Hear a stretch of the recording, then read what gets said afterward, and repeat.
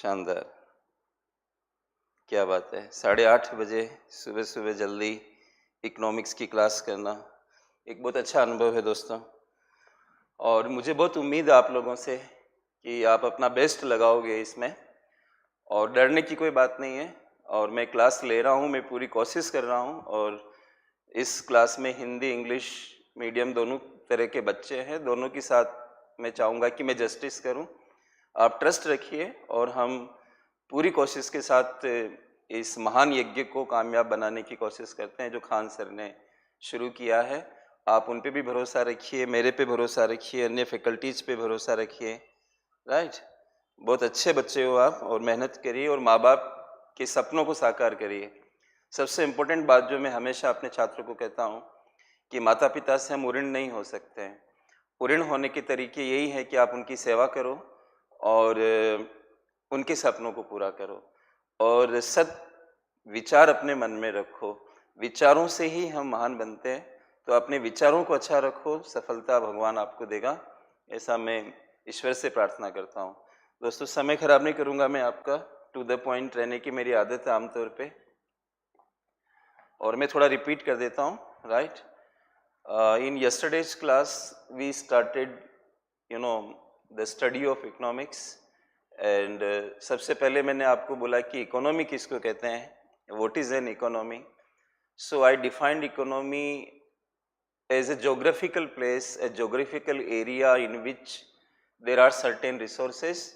एक भौगोलिक क्षेत्र होता है इकोनॉमी, जिसमें कुछ संसाधन होते हैं, रिसोर्सेज होते हैं, and we try to produce goods and services from such resources. जो भी संसाधन हमारे सामने उपलब्ध होते हैं, जैसे कि कल का डायग्राम अगर आप याद करेंगे तो वो डायग्राम मैंने बनाया था इस तरह का, एक गोलाकार, और उसमें मैंने एक बाउंड्री जैसा बनाया और रिसोर्सेज या संसाधनों का एक एरो बना के बाहर की तरफ मैंने दिखाया, जैसे कि लैंड है, बिल्डिंग है, या मशीन है, मैन पावर है। और भी हम जो क्लास में आगे बढ़ेंगे तो आपको धीरे धीरे कंसेप्ट अच्छा सा बनना शुरू हो जाएगा। ये जो रिसोर्सेज होते हैं उनसे हम क्या करना चाहते हैं, एक इकोनॉमी के अंदर किस चीज़ के ऊपर फोकस होता है, which thing we try to focus in economy. ऐसे हम बात करते हैं, सोसाइटी भी है, पॉलिटी भी है, इकोनॉमी भी है। एक देश जैसे कि भारत है, उसका इकोनॉमी है, भारत का समाज है, भारत की राजनीति है। तो कोई भी कंट्री को आप लेंगे जो एक ज्योग्राफिकल एरिया का निर्माण कर रहा है, जैसे कि भारत है, तो इंडिया के जो रिसोर्सेज हैं उनसे हम ये चाहेंगे कि मैक्सिमम कि गुड्स एंड सर्विसेज प्रोड्यूस हो, और जितना गुड्स एंड सर्विसेज प्रोड्यूस होगी उतना ही लोगों की चॉइसेस पूरी होगी, उनकी नीड्स पूरी होगी। और when your needs are satisfied, जब आपकी नीड्स कंप्लीट हो जाती है, सेटिस्फाइड हो जाती है, तो आप क्या फील करते हो, क्या फीलिंग आती है आपको? आपको ये अच्छा लगता है, आपको अच्छा फील होता है। जब आपको अच्छा फील होता है तो ये वेलफेयर है। तो इस तरह से हम इकोनॉमी के कॉन्सेप्ट को समझ सकते हैं। देन मैंने आपको बोला कि इकोनॉमिक्स के ऐसे तो बहुत सारे ब्रांच होते हैं, अलग अलग ब्रांचेज होते हैं, लेकिन दो मोटे ब्रांचों की बात होती है। There are two broad branches in economics, and they are called as micro economics, they are called as micro and macro economics. व्यष्टि अर्थशास्त्र, समष्टि अर्थशास्त्र, ऐसा करके हम बोलते हैं। माइक्रो जैसे कि नाम ही बोल रहा है, is the name it self is suggesting you कि माइक्रो में आप माइक्रो लेवल की स्टडी करते हो। जैसे कि मैंने आपको कल की क्लास में कहा, as I told you in my previous class, you study about one consumer, एक उपभोक्ता को पढ़ रहे हो, उसके बिहेवियर को पढ़ रहे हो, उसको समझने की कोशिश कर रहे हो कि जैसे कि मैंने बोला आपको कि कीमत कम हो रही है, प्राइस इज गेटिंग डाउन, तो how consumer will be responding, any consumer. We are not trying to pick up a particular consumer. अगर आप पर्टिकुलर को पकड़ोगे तो वो बिहेवियरल इकोनॉमिक्स होगा। हम एक इमेजिनेशन करते हैं कि कोई भी एक कंज्यूमर, इससे अपने आंखें बंद करके हम सोचे कि कोई भी एक कंज्यूमर अगर कीमत कम होगी तो क्या उसका बिहेवियर होगा। मांग डिमांड को ज़्यादा करेगा किसी चीज़ की, जैसे कि मैंने खान सर के प्रोग्राम के बारे में भी आपको बोला कि सर की फीस कम है तो डिमांड बहुत हाई है। इस तरह की चीज़ें हम किस में पढ़ते हैं, माइक्रो इकोनॉमिक्स में पढ़ते हैं। और पूरे देश के बारे में if you study the whole country then you call it macro economics. आप इसको मैक्रो इकोनॉमिक्स बोलते हो, हिंदी में इसको समष्टि अर्थशास्त्र कहते हैं, समष्टि को पढ़ते हो आप। और उसमें टॉपिक किस तरह के होते हैं, जैसे कि जीडीपी को पढ़ोगे, जीडीपी पूरे कंट्री का होता है, कल आपको मैंने बताया था, और आज मैं थोड़ा सा और रिपीट कर दूंगा। आप धीरे धीरे कंफर्टेबल हो जाओगे, विश्वास रखो, थोड़ा ध्यान रखो, कमेंट्स वगैरह के ऊपर अब पढ़ाई पे फोकस करो, आप ज़्यादा थोड़ा एडजस्ट करो अपने आप को, एडजस्ट अपने आप को करोगे टीचर्स के अकॉर्डिंग तो आपको बेनिफिट होगा। It's not in my interest that I am telling you that you should adjust yourself according to teachers, I am not telling because my interest is involve here, no, it's your interest, आपका interest है कि आप teacher के according ढालें अपने आप को। तो ये बहुत ज़्यादा सजेशंस क्या करते हैं दोस्तों, टीचर की जो ओरिजिनलिटी है, जो उसकी मौलिकता है, वो खराब हो जाती है उससे। तो आप थोड़ा सा ये भरोसा रखो कि देखें, हम विश्वास करके धीरे धीरे चलते हैं और समझने की कोशिश करते हैं, तो इससे फिर आपको धीरे धीरे अच्छा होगा, कोई दिक्कत नहीं होगी। हर टीचर अपना बेस्ट देने की कोशिश करता है, उसके मन में ये जुझारूपन होता है कि वो अपने छात्रों को कैसे आगे लेके जाए। तो आप डरो नहीं और सब कुछ अच्छा होगा। तो यहाँ पर क्या है दोस्तों कि आप पूरे देश की जीडीपी के बारे में पढ़ते हो, मैक्रो इकोनॉमिक्स में एम्प्लॉयमेंट का जो मुद्दा है, चाहे एम्प्लॉयमेंट हो अनएम्प्लॉयमेंट हो, ये जो मुद्दा है, ये मैक्रो इकोनॉमिक्स का समष्टि यानी पूरे देश का मुद्दा है। जैसे कि आप देखते हो कि हमारी सरकार आर्टिकल 41 वगैरह में बातचीत करती है ना कि हम सबको काम दिलाने की कोशिश करेंगे, तो ये सारी चीज़ें, और मुद्रास्फीति जो महंगाई आ जाती है जिसको हम इन्फ्लेशन कहते हैं इंग्लिश में, ये सारे मुद्दे किस में आ जाते हैं, मैक्रो इकोनॉमिक्स में आ जाते हैं। तो इस तरह से मैंने आपको विभाजन करके बताया। फिर हम लोग कॉन्सेप्ट उठाना शुरू किए, जिसमें मैंने जीडीपी का कॉन्सेप्ट लिया सबसे पहले, और मैंने आपको बोला था कि जीडीपी में डी वर्ड बहुत इंपॉर्टेंट है, आप ध्यान दें, है ना। मैं फिर से रिपीट कर रहा हूँ, आप इसको माइंड नहीं करेंगे, जो बच्चे ठीक से नहीं समझ पाए होंगे, एक मिनट, आप ये कलर चेंज कर लेता हूँ मैं इसका।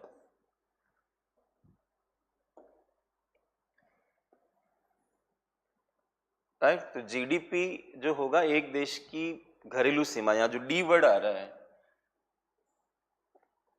ग्रॉस डोमेस्टिक प्रोडक्ट, ऐसा पढ़ा था हम लोगों ने।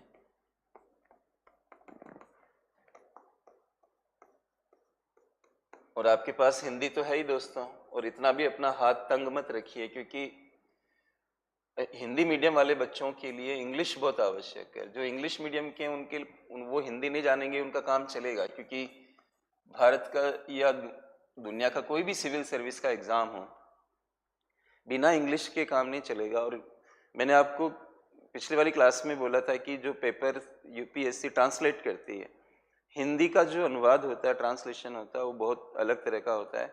इसलिए अगर आपको कामयाबी प्राप्त करनी है तो इंग्लिश जो मेन टेक्निकल वर्ड्स हैं उन पर आपको ध्यान देना पड़ेगा। हिंदू, इंडियन एक्सप्रेस, इस तरह के न्यूज़पेपर पढ़ने के लिए।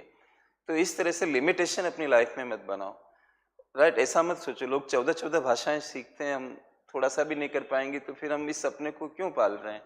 खैर दोस्तों, ये आपकी वो बात है, मैं इसमें ज़्यादा दखलंदाजी नहीं कर सकता। तो डोमेस्टिक वर्ड है यहाँ पे, राइट। डोमेस्टिक वर्ड को पकड़ने के लिए हमें ये एक भौगोलिक टाइप की सीमा को हम देखते हैं। कल मैंने आपको बताया, थोड़ा सा घरेलू शब्द में क्या होता है कि हम भूगोल से कहीं कहीं थोड़ा सा बाहर चले जाते हैं, जैसे समुद्र में जाके जो भी इंटरनेशनल लॉ के हिसाब से अलाउ किया हुआ है हम अंदर जा सकते हैं, इस तरह की चीज़ें। मैंने राजदूत कार्यालयों की बात की थी, एम्बेसडर वगैरह के जो ऑफिस होते हैं वो भी आपकी घरेलू सीमा में माने जाते हैं। कोई मिशन चला रहे हो अंटार्कटिका वगैरह में, तो वो सब वो आपको यूपीएससी नहीं पूछेगा, यूपीएससी इस तरह के प्रश्न नहीं करता, ये भी आप ध्यान रखिए। तो बिना कारण अपने दिमाग को, आपको मैं बता दूं, जो राष्ट्रीय आय का चैप्टर है, ये जो हमारे देश में राष्ट्रीय आय का मेथड जो भी हम चला रहे हैं अभी, ये यूनाइटेड नेशंस ने एक रिपोर्ट तैयार किया था जिसको सिस्टम ऑफ नेशनल अकाउंट कहते हैं। वो मेरे पास है, उसका फाइल मेरे पास है, 723 पेजेस की वो बुकलेट है। उसके सारे नियमों को अगर हम पढ़ना शुरू करेंगे तो हमारे लिए बेकार होगा ये। इसलिए जहाँ जहाँ मैं बोलता हूँ आपको कि इस पर उतना ध्यान मत दो, तो उसके अकॉर्डिंग आप चलो, राइट। तो उसमें उलझना नहीं कि घरेलू में एग्जैक्टली मोटे रूप में मैंने बताया कि एक देश की घरेलू सीमा मुख्य रूप से वही होगी जहाँ पर वो देश है। फिर मैंने आपको कल की क्लास में एक एग्जाम्पल दिया था कि जो जीडीपी हम पढ़ रहे हैं वो राज्य के लिए भी होता है। आप जब मैं पढ़ाता हूँ और अलग बातें करता हूँ इस तरह की, जैसे इसको पढ़ा रहा हूँ मैंने ये बात की है, तो इसको आप लिख लो अपने नोट्स में। और इसका फुल फॉर्म क्या हो जाएगा, ये तो डोमेस्टिक प्रोडक्ट है, ग्रॉस स्टेट डोमेस्टिक प्रोडक्ट, ऐसा हो जाएगा। स्टेट वर्ड आ जाएगा, कहने का मतलब यहाँ पर जो जीडीपी है एस और एक्स्ट्रा लगा रहे हो, बस इतना ही तो फर्क है। ग्रोस स्टेट डोमेस्टिक प्रोडक्ट है ना, सकल राज्य घरेलू उत्पाद, राज्य वर्ड आ जाएगा इसमें। तो अब एक राज्य जैसे बिहार है, झारखंड है, कोई भी है, तो उसकी बाउंड्री के हिसाब से तो आप देखोगे, ये सोच के मैंने आपको ये एग्जांपल दिए। ऐसे मैंने डिस्ट्रिक्ट लेवल पे भी बात की थी, as I told you about this concept as well, district domestic product. So what is district domestic product? How you will come to know about DDP? How you will come to know? So you are to locate a particular district. Their district's geographical boundary is to be known by you. Then you will see that how much production is taking place in that geographical area of a particular district. ऐसे ये concept बन गया, ठीक है। यहाँ तक तो मुझे नहीं लगता कि दिक्कत होनी चाहिए। डी वर्ड का मतलब यहाँ से बनेगा, राइट। फिर आपको मैंने ये बताया कि इस बाउंड्री के अंदर जो भी प्रोडक्शन हो रहा है, whatever production is taking place within this boundary, even if foreigners are doing that production, बाहर की कंपनियां आके हमारे देश में प्रोडक्शन कर रही है, तो भी वो हमारे देश की जीडीपी में ही आएगा। इसमें ये मैंने बी लिखा था कल की क्लास में, आपको याद हो। ये पूरा नहीं कर रहा हूं मैं, जल्दी जल्दी आपको थोड़ा सा रिपीट कर रहा हूं ताकि आपको सेटल डाउन हो जाए। तो ये बी जो था कल की क्लास में, अपने नोट्स को ओपन रखें और एक्टिव राइटिंग करें। As I told you about my philosophy that I believe in dictation in the class, I believe in working on the board so that you are actively involve, right. तो B जो है विदेशी लोग जो यहाँ पे काम कर रहे हैं वो है, लेकिन हमारे देश की जीडीपी में आएगा ये। And we people are living in Delhi, मैं हूँ और भी अन्य फैकल्टीज दिल्ली में रहते हैं। मुझे पता है दिल्ली में जो लोग काम करने के लिए आते हैं, जैसे कि बिहार से भी बहुत सारे लोग हैं, उत्तराखंड से है, पहाड़ी प्रदेशों से यहाँ पे लोग काम करने आते हैं। तो जो दिल्ली का जीएसडीपी है, जीएसडीपी, तो बाहर के लोग चाहे बिहार के यहाँ पर है या उत्तराखंड उत्तरांचल के यहाँ पर है, केरल के हों, कहीं के भी हों, तो वो यहाँ की उसमें जुड़ेगा क्योंकि यहाँ की बाउंड्री के अंदर है। तो आपको ये सवाल खड़ा नहीं करना है कि भारत के लोग पैदा कर रहे हैं कि बाहर के लोग पैदा कर रहे हैं। अगर भारत की सीमा के अंदर प्रोडक्शन हो रहा है तो आप ये कहोगे कि ये भारत का जीडीपी है। ऐसे मैंने आपको ये निवेदन किया।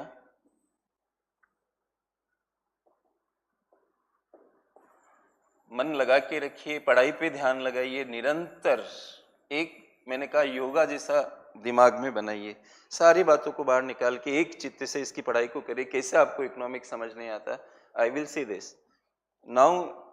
आपके लोग जो बाहर हैं वो कमा रहे हैं, प्रोडक्शन कर रहे हैं, उसको मैं ए बोल रहा हूं, तो ये आपके देश की जीडीपी में काउंट नहीं होगा बिकॉज कि आप उस बाउंड्री से बाहर चले गए हो। और हमारे देश के लगभग मोटे रूप में जहां तक मुझे आइडिया है, लगभग 20 मिलियन लोग इंडिया के बाहर काम कर रहे हैं, लगभग, कोई डेटा ऊपर नीचे हो सकता है। तो ये लोग जितना भी बाहर प्रोडक्शन कर रहे हैं, जैसे हमारे लोग इंजीनियर्स वहाँ सिलिकॉन वैली में जाके काम कर रहे हैं, बहुत सारी जगह मोदी जी जहाँ जहाँ जाते हैं तो आपको पता है कि कितना गर्मजोशी के साथ उनका स्वागत होता है। इतने भारतीय लोग, मुझे भी ये लगने लगा कि कितने भारतीय लोग बाहर काम कर रहे हैं। आपके मेंस के सिलेबस में भी है, आपने एक वर्ड सुना होगा इंडियन डायस्पोरा, वो है आपके सिलेबस के अंदर, आप पेपर देख लेना, जीएस फर्स्ट सेकंड थर्ड वगैरह में कहीं है ये। तो दोस्तों वो जितना भी कमा रहे हैं वो हमारी जीडीपी नहीं है, जिस देश के अंदर है उनकी जीडीपी में काउंट होगा। आज मैं जीएनपी लूंगा तब फिर ये शामिल हो जाएगा जीएनपी के अंदर और ये बाहर निकल जाएगा, वो देखते हैं। अभी तो मैं पिछले वाला रिपीट कर रहा हूँ। तो जीडीपी में एक चीज ये, दूसरा मैंने आपको ये बताया कि फाइनल गुड्स और सर्विसेज ही इसमें शामिल होंगे। फाइनल मतलब हर तरह की चीज शामिल नहीं होगी। जैसे कि आप कहो कि मोबाइल फोन है तो मोबाइल फोन के पार्ट्स भी आप डाल दो, मोबाइल फोन की को भी शामिल कर लो, ऐसा नहीं होगा। आप जो भी वैल्यू लोगे, वैल्यू का मतलब यहाँ पर जो कीमत है, जैसे कि ये बोतल है, ये बोतल मैंने आपको कल लिखाया था कि बाजार मूल्यों का समग्र योग होता है जीडीपी, अंतिम वस्तु और सेवाओं के। The GDP is the total market value of all final goods and services produced within the domestic boundary of a country. That was the definition which you wrote in your notes. So goes the point what friends की यहाँ पे final ये है तो हम इसको, ये watch final है, शर्ट फाइनल है, तो ये फाइनल आएंगे, इंटरमीजियरी नहीं आएंगे इसके अंदर, क्योंकि फाइनल वस्तुओं के अंदर ही बीच की वस्तु है। जैसे ये शर्ट है, शर्ट में बटन है, धागा है, इसकी स्टिचिंग भी हुई है, तो जो भी इसका रेट फाइनल बन गया उसमें सब चीजें आ चुकी है। अब आप बटन का रेट अलग लगाओगे, इसमें स्टिचिंग का अलग लगाओगे, फिर शर्ट का भी अलग, तो ये कितनी बार ये चीज रिपीट हो जाएगी। इसलिए फाइनल वर्ड यूज किया जाता है, आप इतना सा ध्यान रखिए, ज्यादा एग्जाम्पल में मत जाइए। और मैंने कल आपको एक सजेशन दिया था कि अगर आपको एक पॉइंट और हिंट मिल जाता है कि ये चीज सर ने बताई, बस उतना ही, क्योंकि आपको 4 ऑप्शंस में से एक को टिक लगाना, be professional.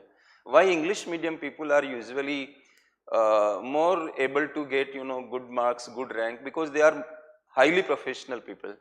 So in this batch most of the students are Hindi medium students, and you should also become professional like them, right? उनकी तरह प्रोफेशनल बनो और बात को समझ जाओ कि कहाँ पे, जहाँ डेप्थ में जाना होगा मैं आपको खुद लेके जाऊंगा, आपके कहने की कोई आवश्यकता मेरी क्लास में नहीं पड़ेगी। यहाँ तो मैं ऑफलाइन क्लास लेता हूँ दिल्ली में, मेरी क्लास के अंदर में कोई सवाल परमिट नहीं करता ज्यादा, बस कुछ 1-2 सवाल हो, आप स्लिप भिजवा दीजिए। वो बच्चे कैसे पढ़ते होंगे आप ये बताइए? तो उनका पूरा ध्यान क्लास के अंदर लगा हुआ रहता है, उनको कोई सवाल पैदा नहीं होता है। और मैं भी जो सवाल आप पूछना चाह रहे हो सकता है मैं आगे जाके उसका उत्तर कर दूं, आगे जाकर मैं खुद ही बता दूं, तो आप पेशेंस रखो, धीरे धीरे आपका इकोनॉमिक्स तैयार नहीं होता है तो I am responsible for that. चलो फाइनल का एक हो गया, लेकिन कल एक जगह मैं टॉपिक को छोड़ के गया था, वहां पर मैं आऊंगा और फिर वहां से हम आगे बातचीत करेंगे, जो बीच में थोड़ी सी अधूरी रह गई थी। तो अंतिम वस्तुओं को समझने के लिए मैंने गेहूं, इंग्लिश वाले बच्चे इस बात को तो खैर समझेंगे कि वीट वगैरह इतना तो कोई दिक्कत नहीं होनी चाहिए उनको, है ना। गेहूं, आटा, त्याग भी एक चीज होती है, हमें त्याग आना चाहिए जीवन में, त्याग से इंसान महान बनता है। कॉम्प्रोमाइज करना चाहिए कई बार, अगर वो कॉम्प्रोमाइज थोड़ा बहुत हो जाता है। मेरी बैचेज में जो कई बार हिंदी मीडियम के होते हैं, इंग्लिश मीडियम का बैच नहीं हो पाता है, तो इंग्लिश मीडियम के बच्चे फिर भी आके पढ़ते हैं, तो वो मैनेज करते हैं क्योंकि उनको पढ़ना है। थोड़ा बहुत टेक्निकल वर्ड्स आप, मैं बोल ही रहा हूँ, निरंतर इंग्लिश में भी बातचीत कर ही रहा हूँ। गेहूं, आटा, ब्रेड दोस्तों, तो हमने गेहूं के सामने क्या लिखा? 10 रुपये लिखा था, कल आपको याद होगा। और ये बेचने के रेट है, गेहूं कितने का बेच रहे हैं, इसकी रेट है, ये प्राइस है, कीमत है, मूल्य है, राइट। आटा कितने का बेच रहे हैं, प्राइस क्या है, 12 रुपए की, जो वैल्यू सामने लिखी हुई है वो इनकी रेट है, राइट। अच्छा, चाहे आप कीमत बोलो, मूल्य बोलो, एक ही बात है। जैसे कई बच्चे ग्रामीण क्षेत्रों के होंगे यहाँ पर, अभी मेरे स्टाफ भी कह रहा था कि सर ग्रामीण क्षेत्रों के बच्चे बहुत मेहनती होते हैं, लैंप लगा के पढ़ते हैं, 2-2 बजे तक पढ़ते हैं, बहुत हार्ड वर्किंग होते हैं, लेकिन सूचनाएं नहीं होती, उतनी नॉलेज नहीं आ पाती है, शब्दों से परिचय नहीं हो पाता है। दोस्तों मैं भी क्या कर सकता हूँ, ये विषय ऐसा है जिसको हम बचपन से नहीं पढ़े हुए होते हैं। मेरे को यूपीएससी की क्लास हैंडओवर की गई है, मुझे पटवारी, आरओ या स्टेट पीसीएस या मतलब इन तरह की परीक्षाओं के लिए नहीं नियुक्त किया गया है, तो मुझे एक लेवल तो रखना पड़ेगा। फिर भी मेरी पूरी हृदय से कोशिश है कि 0 से लेकर मैं आपको ऊपर तक लेके जाऊं। थोड़ा आप भी मैनेज करो, तो 10, 12, 20 इसको कीमत बोल सकते हो, मूल्य बोल सकते हो, राइट, जो आपकी इच्छा हो। दोनों में से कोई भी वर्ड यूज कर सकते हो। इंग्लिश में इसको प्राइस कहोगे आप, ठीक है। एक देश के अंदर मान लीजिए 3 चीजें पैदा हुई, ठीक है, तो हम जीडीपी निकालें, 3 ही पैदा हुई और आपको कोई कहे कि आप जीडीपी निकालिए, तो आप इनको मत जोड़ना, ये गेहूं, आटा, ये नहीं जुड़ेंगे, क्योंकि यहाँ पर ब्रेड है लास्ट में, ठीक है। तो ब्रेड के अंदर ये सब गए हुए हैं, गेहूं पहले आटा बना होगा, आटा इसमें चला गया, तो 12 रुपए का आटा बेचा गया, तो किसने लिया होगा? ब्रेड वाले ने लिया होगा।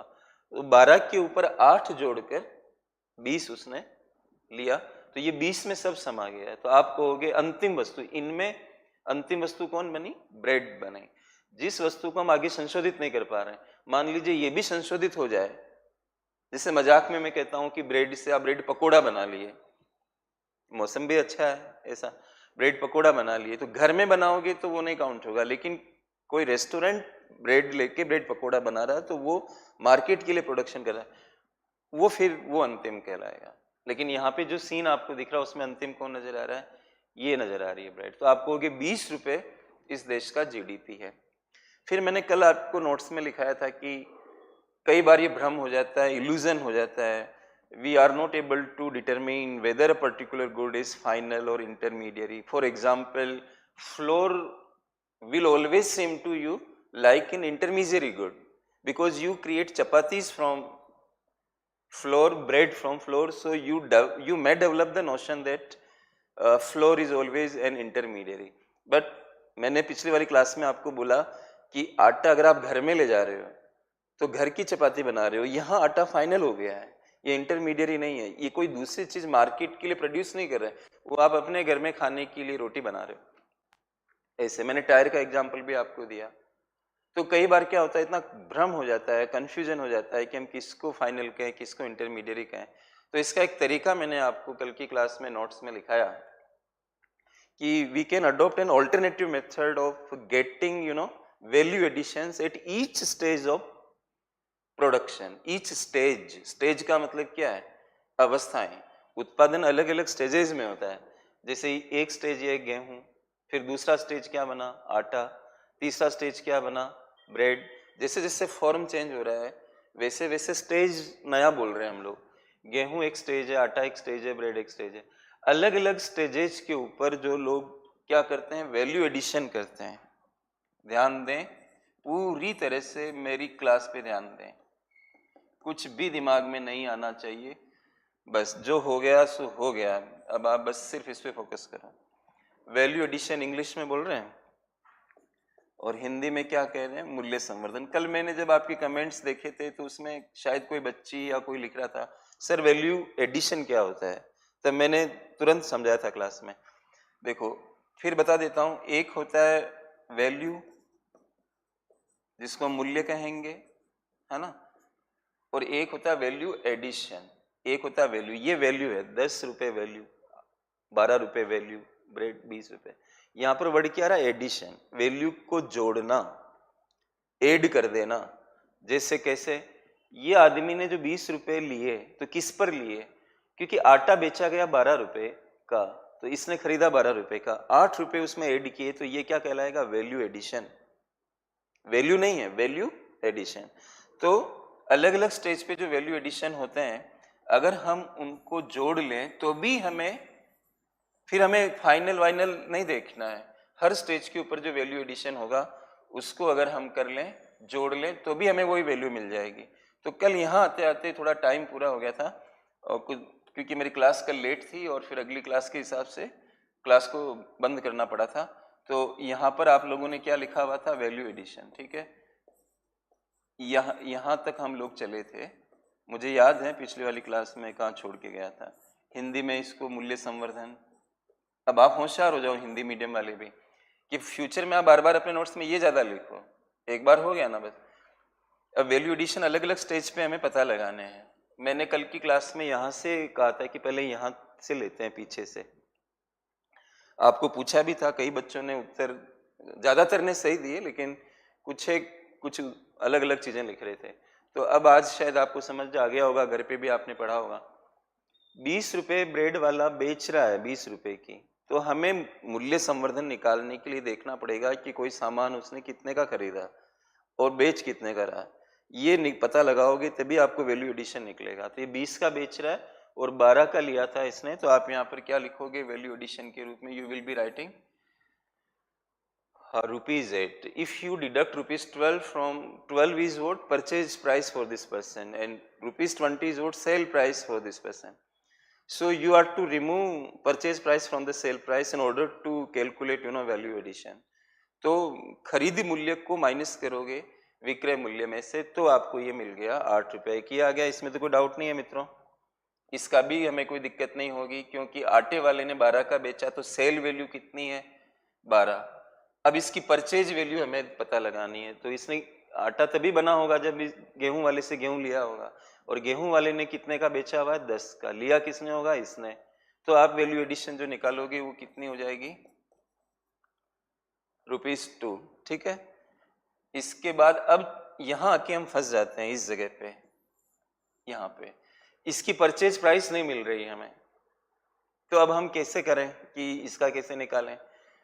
तो मैंने एक शॉर्टकट जाते जाते आपको सजेस्ट किया कि हम क्या कर रहे हैं, एक तरह से वैल्यू एडिशन टोटल निकालना चाहते हैं ना, टोटल कितना हुआ हमारे देश के अंदर, स्टेज वाइज मिल रहा वो निकाल लिया हमने।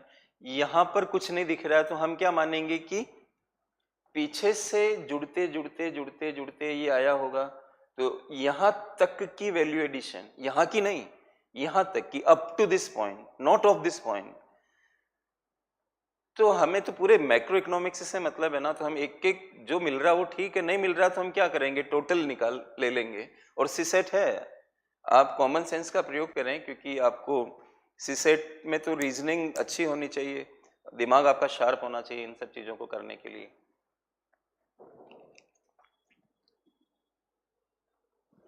तो आप यहाँ पे 10 लिख देंगे, ये मैं कल बोल के गया था। तो ये जो 10 है वो यहाँ का वैल्यू एडिशन नहीं है, इसलिए आप सावधानी पूर्वक, है ना, एक प्रिकॉशन बरतते हुए यहाँ पे लिख दोगे कि यहाँ तक का वैल्यू एडिशन है, यहाँ तक का, पीछे से लेकर, कहीं तो रुकना ही पड़ेगा ना हमें, कहीं ना कहीं तो ऐसा करना ही पड़ेगा, क्योंकि कहाँ तक जा पाओगे आप। लास्ट में हमें ये मिल रहा है तो यहाँ तक की वैल्यू एडिशन, तो आपको यहाँ तक की वैल्यू एडिशन,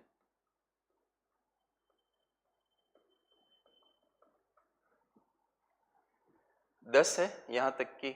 अब 10 में +2 करो, ये प्लस ये, तो आपको मिल गया 20। एक छोटे एग्जाम्पल में, अगर आपको कोई कॉन्ट्राडिक्शन नहीं आता है, ये छोटा ही कहेंगे, पूरा देश इतना बड़ा, इतनी वस्तुएं पैदा होती है, एक छोटे एग्जाम्पल में भी अगर आपको कोई कॉन्ट्राडिक्शन नहीं है तो आप इसको एक्सटेंड कर दो कि ऐसा ही सब जगह अगर हम करते हैं तो कोई दिक्कत वाली बात नहीं है।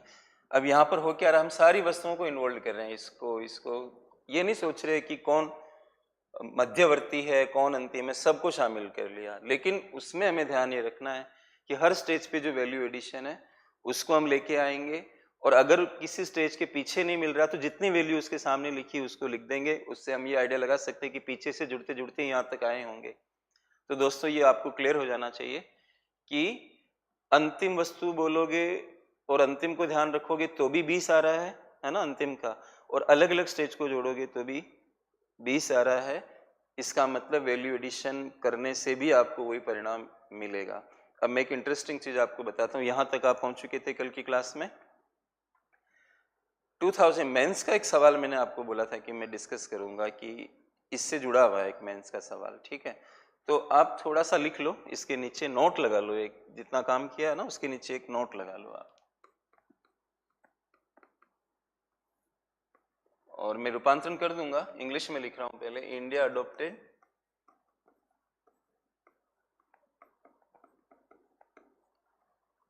this method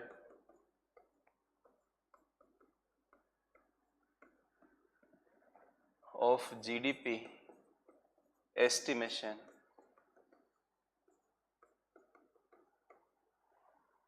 in 2015, और ब्रैकेट में लिखो अंडर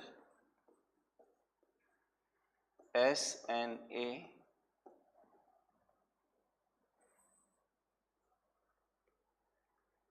SNA 2008।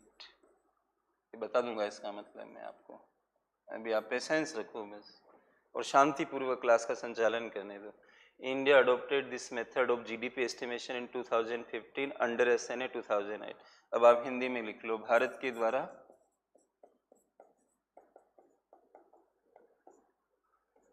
दो 2015 में जीडीपी के अनुमान के लिए, एस्टिमेशन का मतलब अनुमान, जीडीपी के अनुमान के लिए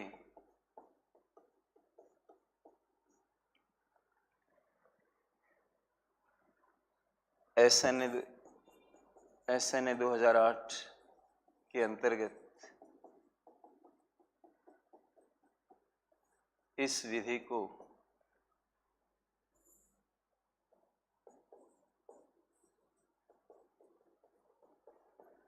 लागू किया गया है। मैं बोल भी रहा हूं ताकि आप बोर्ड पे ना भी देखें तो भी काम चल जाएगा। लागू किया गया है, और यहाँ पे ब्रैकेट में लिख लो, हिंदी इंग्लिश मीडियम वाले दोनों, मेंस यूपीएससी मेंस 21 या 20 के मेंस में आया हुआ, आप देख लेना। मतलब ईयर इंपॉर्टेंट नहीं है, अभी अभी पूछा गया है, 21 में पूछा गया है जहां तक मुझे ध्यान है, मैं 21 लिख रहा हूँ यहाँ। अच्छा, सवाल क्या था जो यूपीएससी ने पूछा? प्रश्न क्या था? What was the question? तो प्रश्न ये था कि what is the change in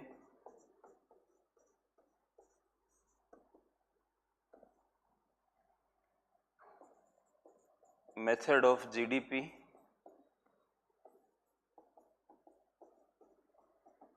estimation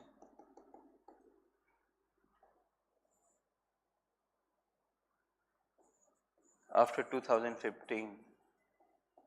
मतलब मोटे रूप में प्रश्न का नेचर ऐसा था, थोड़ा ऊपर नीचे लैंग्वेज हो सकती है, मतलब तो क्या चेंज किया भारत ने इस मेथड में, या क्या बदलाव आया, इस तरह का प्रश्न था एक, कि 2015 से पहले और बाद में भारत की जीडीपी की एस्टिमेशन की विधि में क्या चेंज आया। अब आप दोस्तों, इसे मैंने आपको कहा ना, वर्टिकल अप्रोच रखना है आपको। आप क्या सोचते हैं कि सिर्फ सोचने से यूपीएससी होगा, या काम करने से होगा, या अपनी क्षमता को बढ़ाने से होगा? तो पढ़ना पड़ेगा। I repeatedly say in my class, you are to study. पढ़ना पड़ेगा, पढ़ना पड़ेगा, पढ़ना पड़ेगा, है ना। माननीय रामदेव जी कहते हैं करने से होगा। योगा, योगा के लिए ही कह रहे हैं कि करने से होगा। योगा तो आपको लगता होगा ना कंपेरेटिवली इजी है, फिर भी उसके लिए कह रहे हैं कि करने से होगा। ये यूपीएससी है, तो फिर आप क्या कहेंगे इसके लिए, राइट? तो ये बिना करे हो नहीं सकता, बिना पढ़े हो नहीं सकता, और बिना मरे मुक्ति नहीं मिल सकती। तो आपको काम तो करना ही पड़ेगा। आप किस स्तर के हो मेरे को नहीं पता, मुझे क्या स्तर रखना है आप वो मुझे देखना पड़ेगा। तो कोई बात नहीं, आप लोग अच्छे से समझ रहे हैं, मुझे पूरी उम्मीद है। खान सर के स्टूडेंट हो, सबसे बड़ी बात ये है। तो ये सवाल आ गया वर्टिकल अप्रोच। अब पीटी जीडीपी वगैरह के टॉपिक मेंस में नहीं है अगर आप सिलेबस को देखोगे तो, लेकिन यूपीएससी ने इसको पूछ लिया पीटी के अंदर। तो इसलिए आपको कहते हैं कि थोड़ा ठीक से पढ़ाई करो। प्रीलिम्स करते समय ये भी देखो कि मेंस ओरिएंटेशन जैसा कुछ आए, और मेंस को पढ़ते समय ये विचार मन में करो कि पीटी में कितने सवाल बन सकते हैं। और मैं अपने अनुभव से आपको बताता हूँ, जिन्होंने लंबवत दृष्टिकोण का अनुकरण किया, those people who followed this vertical approach in study of UPSC, they became more successful। वो काफ़ी ज़्यादा मात्रा में कामयाब हुए हैं।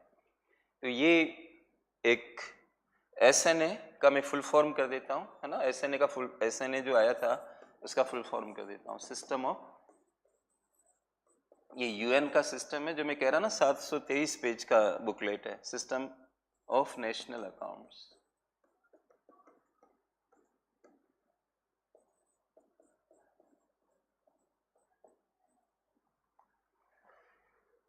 ऐसे कहीं साइड में आप लिखते रहिए। और ये जीडीपी के बारे में जो कुछ इंपॉर्टेंट बातें थी कि डोमेस्टिक बाउंड्री के अंदर ही जो प्रोडक्शन होगा उसको शामिल करेंगे, एक बात मैंने ये लिखवाई थी आपको। और दूसरा, फाइनल गुड्स और सर्विसेज ही इसमें शामिल होंगे, और अगर फाइनल गुड्स एंड सर्विसेज को नहीं ध्यान में रखना, सबको ध्यान में रखना, तो ये मेथड यूज होगा। और आपने एक वर्ड सुना होगा जीवीए करके, मैं यहाँ पे लिख रहा हूँ जीवीए, ये अखबारों में आता रहता है, और इसका फुल फॉर्म क्या होता है? Gross value addition. तो आजकल हम भारत में जो भी जीडीपी निकालते हैं तो उसका मुख्य आधार ये होता है gross value addition. Gross word इसलिए आ रहा है कि टोटल की बात कर रहे हो, और वैल्यू एडिशन आपको जीडीपी की तरफ ले जाता है, ये मैंने आपको बता दिया है। तो ये जीवीए जो आप न्यूज़पेपर्स में पढ़ते हो, वो इसी सिस्टम से जुड़ा हुआ शब्द है और उस मेथड से जुड़ा हुआ शब्द है। तो हम 2 पॉइंट जीडीपी के बारे में लिख चुके हैं। फाइनल गुड्स को शामिल करेंगे, दूसरा हम डोमेस्टिक बाउंड्री वाला लिखा था हम लोगों ने। तीसरा पॉइंट आप अपने नोट्स में लिखिए। आपको याद होगा कि हम कुछ इंपॉर्टेंट पॉइंट्स जीडीपी के बारे में लिख रहे थे। जीडीपी का डेफिनेशन पहले लिखा था और फिर इंपॉर्टेंट पॉइंट्स लिख रहे थे। तो तीसरा पॉइंट लिखिए, जीडीपी मस्ट बी रिलेटेड, मैं हिंदी में लिखाऊंगा अभी, must be related with a time period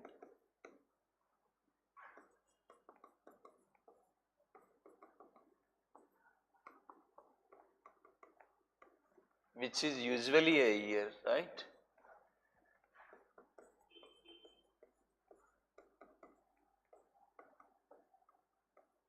spelling वगैरह आप देख लेना, मतलब मेरा ध्यान उन चीज़ों पे नहीं है, मैं जल्दी मतलब चूंकि 2 भाषाओं में है, तो अब हम कह दें कि बहुमत हिंदी का है, और अल्पमत इंग्लिश का है, लेकिन अल्पमत भी एक मत है, तो उसका भी ध्यान तो कुछ रखना ही होगा। तो GDP must be related with the time period which is usually यही है।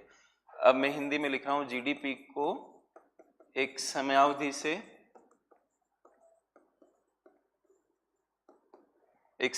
से जोड़ा जाना चाहिए, जो कि सामान्यतया 1 वर्ष होता है।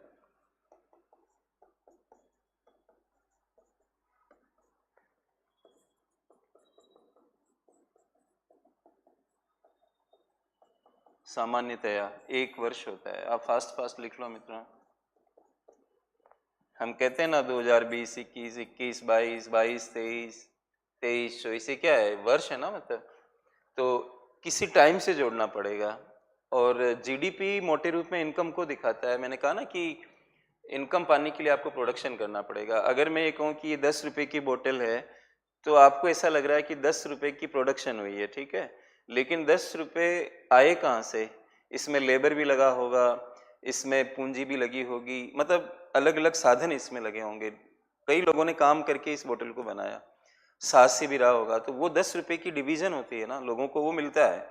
इसलिए क्या है कि आप मोटे रूप में कह सकते हो कि जो जीडीपी की वैल्यू है, कुछ प्लस माइनस करके वो देश की इनकम बन जाती है। और उसको भी मिलूंगा अभी क्लास के अंदर। तो इनकम जनरेट होती है ना प्रोडक्शन से, प्रोडक्शन के बिना इनकम कैसे आ पाएगी, राइट?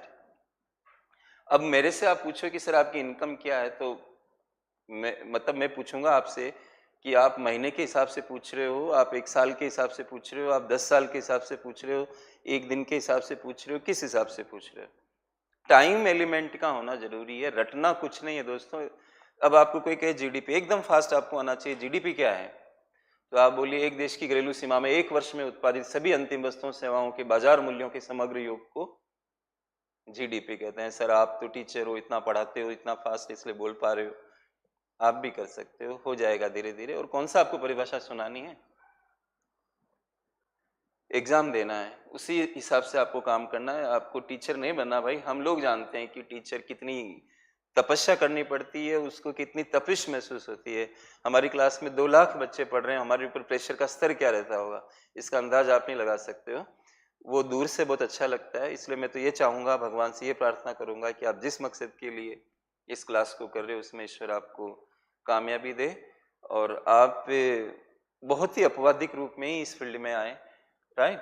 ईश्वर आपको इधर ना भेजे। तो ये जीडीपी का हो गया दोस्तों। तो इसको समझ गए ना आप? अगर तो बाकी सारे कॉन्सेप्ट इस पर चलते हैं, इसलिए इस पर इतना फोकस है। अब पहला कॉन्सेप्ट हमारा समाप्त हो गया, जिसको हम जीडीपी बोले थे। जो भी नोट्स, टीका टिप्पणियां हमें करनी थी, वो सब हम कर चुके हैं, है ना? तो दिस इज ओवर नाउ, ठीक है। अब इसके बाद हम दूसरे पे आ रहे हैं। अपने नोट्स में ये हेडिंग लगा हुआ और यहाँ पर लिखो, अब डी वर्ड चेंज होके ऐसे होगा, जी एन पी, एन आ गया अभी, और यहाँ पे क्या था, डी था, जी एन पी। तो इसका फुल फॉर्म होगा ग्रोस नेशनल। अब नेशनल वर्ड आ गया, ठीक है, बहुत ध्यान से पढ़ना दोस्तों। ग्रोस नेशनल प्रोडक्ट हिंदी में कर देता हूं यहीं पे, सकल राष्ट्रीय, वो घरेलू था और ये राष्ट्रीय। अब कोई परिभाषा वगैरह नहीं लिखनी है, हमें फॉर्मूला लिखना है। तो सकल राष्ट्रीय उत्पाद, थोड़ा पानी पी लेता हूं दोस्तों, गला सूखता है निरंतर बोलने से।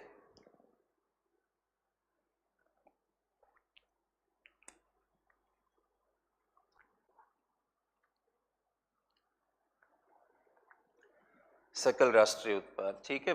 एक इसका सूत्र, जो मेन पिता है, मतलब मैंने पहले इसको क्यों पढ़ा है, यही सबकी जननी है या यही सबके फादर है, ऐसे समझ लो आप, इसी पे काम होगा। देखो इसको ऊपर स्लाइड कर रहा हूं मैं इसे। पहले हम सूत्र लिखेंगे, वो इंग्लिश में चलेगा, फिर मैं हिंदी रूपांतरण भी कर दूंगा, आप डरो नहीं, बस बार बार यही निवेदन करता हूँ।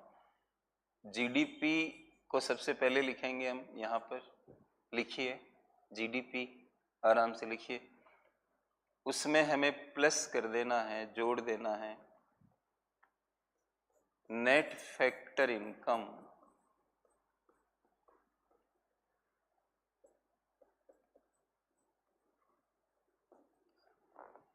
Net factor income earned abroad,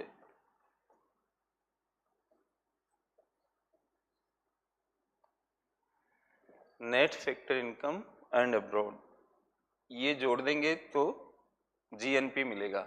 अब इसका हिंदी में कर दे रहा हूँ, ठीक है, ब्रैकेट में कर रहा हूँ यहाँ पे, या ब्रैकेट नहीं बना रहा हूँ, सीधा लिख रहा हूँ। विदेशों में, अब्रोड का मतलब क्या होता है? विदेश। विदेशों में, अर्न को हिंदी में लिखेंगे अर्जित, विदेशों में अर्जित। नेट शब्द की हिंदी होती है निवल, मतलब मैं समझा दूंगा आपको। विदेशों में अर्जित निवल फैक्टर इनकम, फैक्टर को हिंदी में कहते हैं साधन। जो साधन होते हैं ना, श्रम वगैरह जिनसे हम उत्पादन करते हैं, उनको फैक्टर कहते हैं, रिसोर्स कहते हैं, साधन कहते हैं, संसाधन कहते हैं। विदेशों में अर्जित निवल साधन आय, ये फॉर्मूला है जीएनपी का। लेकिन ये इसको समझना पड़ेगा ना, ये कैसे निकलेगा। तो देखो मैं ऊपर स्लाइड कर रहा हूँ इसको ऐसे, आप इसको नीचे कवर करो ऐसे, और इसका सूत्र एक बनाएंगे हम लोग। एरो बना दो ऐसे। हम भारत को ध्यान में रखेंगे, जैसे कि भारत की जीएनपी निकालनी हो तो कैसे निकलेगी, भारत को ध्यान में रखते हुए मैं इसका मतलब लिख रहा हूं। तो हम लिखेंगे भारतीय साधनों द्वारा, इंग्लिश भी करूंगा, भारतीय साधनों द्वारा विदेशों में अर्जित आय, विदेशों में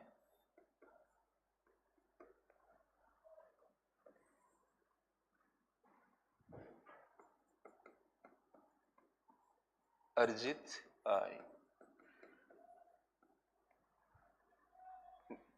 ठीक है। अब इंग्लिश रूपांतरण यहीं पे कर रहा हूं।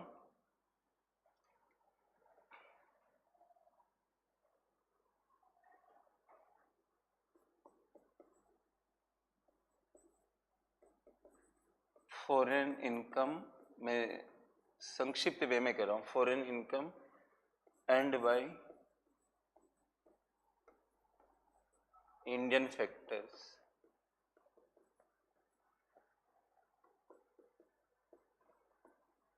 भारतीय साधनों द्वारा विदेशों में अर्जित आय, ठीक है।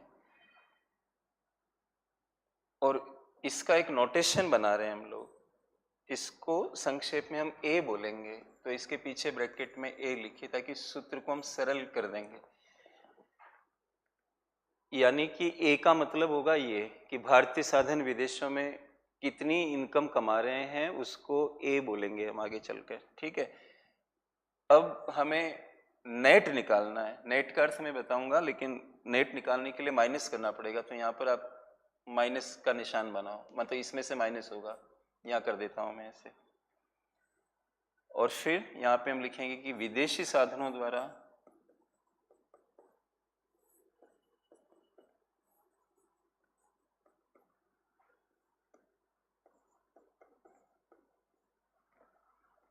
विदेशी साधनों द्वारा भारत में अर्जित आय,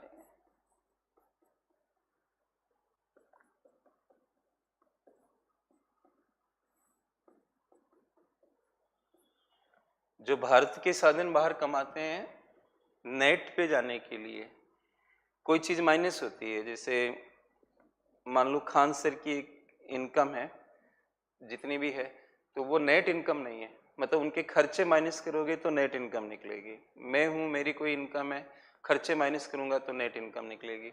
ऐसे नेट रूप में हमने कितना कमाया, तो उसको जानने के लिए हमारे साधनों ने कितना कमाया उसमें से माइनस करेंगे बाहर वालों ने हमारे यहाँ कितना कमाया, तो नेट निकल जाएगा। तो विदेशी साधनों द्वारा भारत में अर्जित आय, इंग्लिश में हम लिख सकते हैं factor income of foreigners,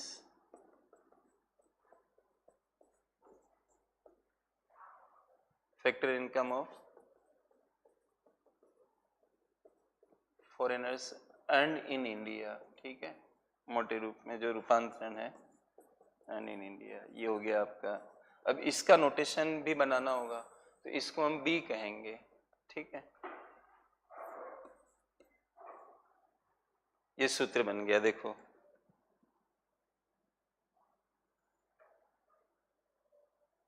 GNP पे जाने के लिए क्या करना होगा, जीडीपी लाना होगा, और विदेशों में जो अर्जित निवल साधन आई है उसको जोड़ना पड़ेगा। Net factor income and abroad must be added into GDP in order to know GNP. अब ये वाली जो पार्ट है इसको कैसे हम पता लगाएं, तो मैंने भारत का एग्जाम्पल ले लिया यहाँ पे, आप ये मान के चले। अगर आप अमेरिका का निकाल तो अमेरिका आ जाएगा यहाँ पे। तो भारतीय साधन विदेशों में कितना कमाते हैं माइनस विदेशी साधन आपके यहाँ कितना कमाते हैं। अब इस सूत्र को बहुत सरल कर देते हैं हम लोग। तो आप पैराग्राफ चेंज करो और यहाँ पर लिखो इस प्रकार, और इंग्लिश वाले लिख देंगे 10 और डैश लगाइए, तो सूत्र बन जाएगा हमारा बहुत साधारण। अब GNP is equal to GDP अब प्लस ए माइनस बी। कितना इजी हो गया, GDP plus A minus B. ये ए क्या है, अभी मैं डायग्राम भी बनाऊंगा। ए हमारी आय है बाहर जो हम कमाते हैं, और बाहर वालों की हमारे यहाँ है, तो नेट बन गया है, उसको ऐड करना है इसको। अब देखो, अब इसके लिए मैं प्रेजेंटेशन के लिए यहाँ पे आप लिख लो डायग्राम, संक्षेप में नोट्स बन जाएंगे ना, फिर मेरे को भी रूपांतरण का झंझट नहीं पड़ेगा ज़्यादा। पूरी लैंग्वेज लिखाने में थोड़ी सी असहूलियत हो रही है ना, तो डायग्राम ये तो हिंदी वाले भी लिख सकते हैं, कोई दिक्कत नहीं है। अब हम डायग्राम से इसको एक्सप्लेन कर रहे हैं, ठीक है। इसको ऊपर कर देता हूँ थोड़ा और। अब ये आपको याद होगा कि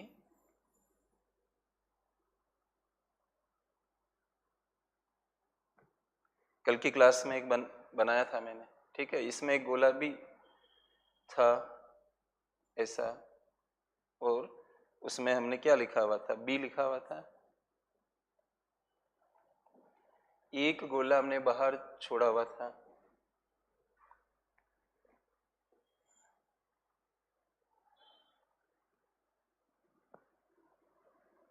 उसको हमने ए लिखा था, ठीक है, इस तरह का। अब हम चाहे तो इनमें वो भी कर सकते हैं, कलर फिल कर सकते हैं।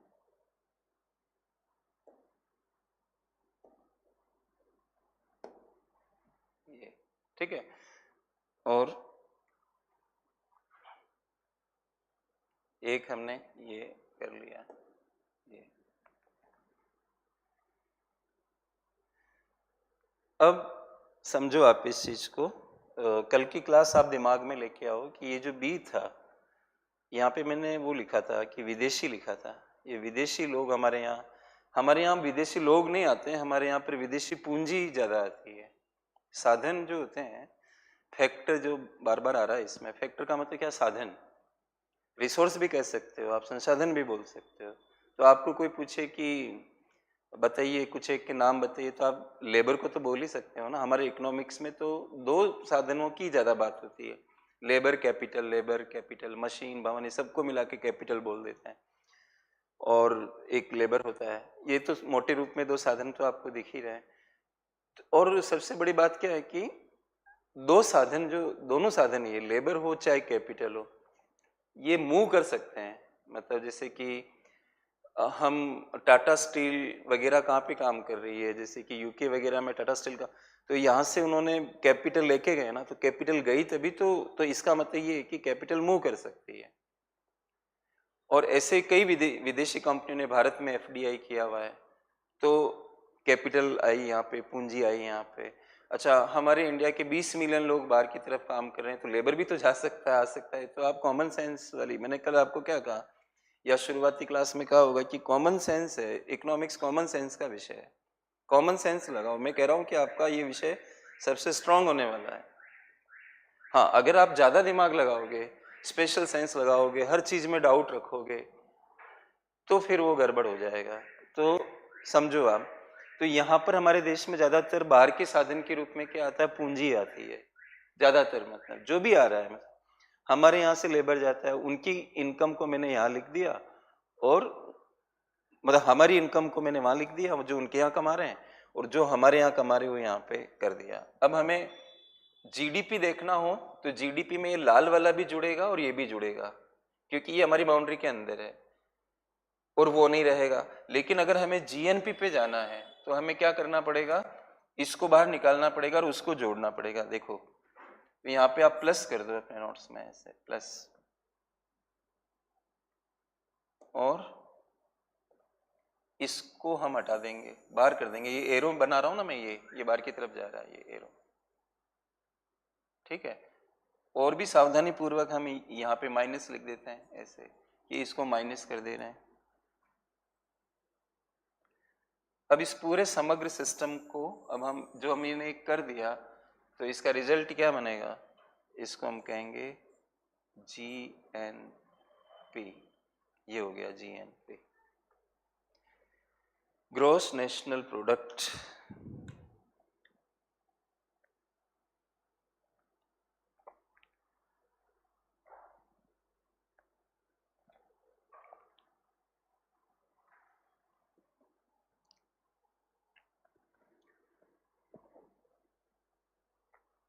तो यहाँ पर घरेलू सीमा की जो लिमिटेशन थी उसको तोड़ दिया हम लोगों ने। ऐसे समझ लो जो नेशनल वर्ड यहाँ पे आ रहा है, यहाँ पे ऐसे समझ लो कि हमारे देश के राष्ट्रीय लोग, मतलब एक तरह से जो जो हमारी देश के राष्ट्रीय लोग हैं, जिनके पास हमारी राष्ट्रीयता है, उनकी प्रोडक्शन। जो लोग एनआरआई होते हैं, तो एनआरआई शब्द का मतलब क्या होता है, नॉन रेजिडेंट इंडियन, यही तो कहते हो आप, NRI। तो इसका फुल फॉर्म क्या होता है, नॉन रेजिडेंट, हिंदी भी कर दूंगा, बहुत थकान हो जाती है दोस्तों, बहुत स्पीड में सब चीज़ों का संतुलन बनाना, सबको खुश करना, हिंदी इंग्लिश ये विभाजन बड़ा खतरनाक इस बीच। नॉन रेजिडेंट इंडियन, अब इसकी हिंदी होगी अनिवासी भारतीय। आप अगर थोड़ी कला पकड़ लो, फिलॉसफी पकड़ लो, आप बहुत आसान हो जाएगा आपके लिए। थोड़ा दिमाग लगाओ कि चाहे कुछ भी लिखा हुआ, लेकिन पीछे क्या संज्ञा क्या है, ये तो विशेषण है। फाइनली वो क्या है, भारतीय। रह नहीं रहा है लेकिन है भारतीय। आप अगर नागरिकता नहीं लेते हो बाहर की, तो आप भारतीय तो रहोगे। तो कई लोग 20 वर्षों से बाहर काम कर रहे हैं। हमारे भारतीय साधन होने चाहिए, बस भारत की नागरिकता उनके पास होनी चाहिए। वो कितना प्रोडक्शन कर रहे हैं, चाहे हमारे देश में कर रहे हो, बाहर कर रहे हो, कहीं पे भी कर रहे हो, राइट। इस तरह से नेशनल, और जो हमारे नहीं है उनको हमें बाहर करना पड़ेगा। देखो ये बी हमारे लोग नहीं है, इसलिए हमने इस देश में इसकी उससे बाहर कर दिया है, इसको राष्ट्रीय बनाने के लिए। बाकी तो ये सब लोग राष्ट्रीय लोग ही हैं, और घरेलू सीमा भी है, राष्ट्रीयता भी है, सब है। वैसे भी एक देश का जीएनपी मुख्य रूप से तो घरेलू सीमा में पैदा होगा ना, अमेरिका में थोड़ी पैदा हो जाएगा। हमारे देश के जो राष्ट्रीय लोग हैं वो अमेरिका में रहने लगेंगे, बिहार के लोग क्या महाराष्ट्र में रहने लगेंगे ज्यादा। मतलब एक सीमा तक ही तो है, नहीं तो धरती पुत्र का नारा तो आप सुनते ही है ना, कि चाहे वो अमेरिका हो, चाहे वो महाराष्ट्र हो, कोई वोट एवर स्टेट में, ये नहीं कह रहा कौन गलत और सही है, लेकिन उनको दिक्कत होती है कि हमारे जॉब का क्या होगा। तो हमारे देश के राष्ट्रीय लोग ज्यादातर बाहर नहीं जा सकते। बहुत सारे कंट्रीज हो तो थोड़े थोड़े चले जाएंगे, लेकिन किसी भी कंट्री में ज्यादा मात्रा में वो नहीं जा सकते हो। तो आपको भी पता है कि अमेरिका और मैक्सिको से जब लोग जाते हैं अमेरिका में, तो उन्होंने बहुत बड़ा दीवार बनाया उसके लिए। माइग्रेशन को रोकना चाहते हैं, कई बार लोग नहीं बर्दाश्त करते हैं, क्योंकि उनके लिए कई तरह के चैलेंजेज आ जाते हैं। मैं यहाँ करोल बाग में बहुत पहले, मतलब एक इंग्लिश मीडियम बैच में गया हुआ था। तो वहाँ पर एक इंस्टीट्यूट में मेरी क्लास होती थी, लेकिन वहाँ 3 टीचर इकोनॉमिक्स पढ़ाते थे, तो अलग अलग टॉपिक दे रखे थे। मेरे पास जो टॉपिक था वो फॉरेन सेक्टर वाला था, कि आयात निर्यात, WTO, IMF, वर्ल्ड बैंक, विनिमय दर क्यों ऊपर नीचे हो जाती है, FDI किसको कहते हैं, इस तरह के टॉपिक्स उन्होंने दे रखे थे मुझे। जैसे मैं क्लास में गया तो एक बच्चे ने मुझे कहा कि सर जीडीपी और जीएनपी में कितना डिफरेंस होता है, कितना बड़ा डिफरेंस होता है। तो आई टोल्ड हिम कि why are you asking this question from me, because I am not the teacher of this topics, I teach you foreign sector and all. तो मुझे आप क्यों पूछ रहे हो, मैं तो ये विषय नहीं पढ़ाता। बोले नहीं सर, अब मेरी मतलब थोड़ी जिज्ञासा है, क्यूरोसिटी है, आप इसको थोड़ा उत्तर कर दें तो बड़ी कृपा होगी। मैंने कहा भाई नहीं, इसमें क्या होता है कि कई बार दूसरे टीचर बुरा मान जाते हैं, वो कहेंगे रामेश्वर सर ने क्यों इसमें बीच में ये किया है, जब हमारा टॉपिक है तो उनको बताने की क्या आवश्यकता है। उन्होंने कहा सर हम नहीं बताएंगे, आप हमें बस ये। मैंने कहा कॉमन सेंस लगाओ आप, जीडीपी और जीएनपी में जमीन और आसमान का अंतर कैसे हो सकता है। बल्कि सूत्र को अगर आप देखते हो तो जीएनपी पे जाने का रास्ता ही जीडीपी है दोस्तों। देखो, माफ करो एक सेकेंड,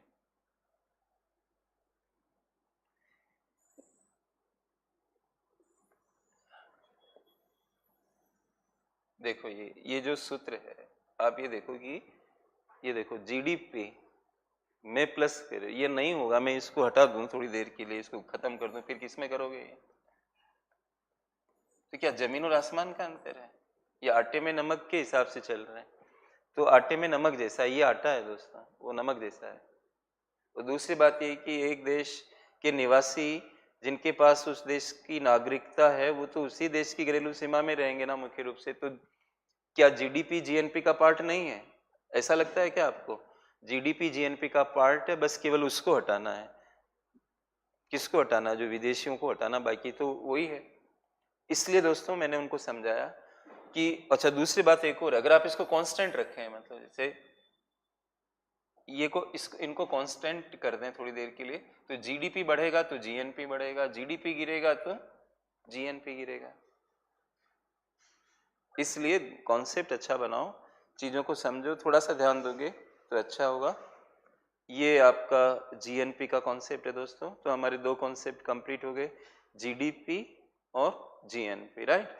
अब मैं अगले कॉन्सेप्ट पे जा रहा हूँ।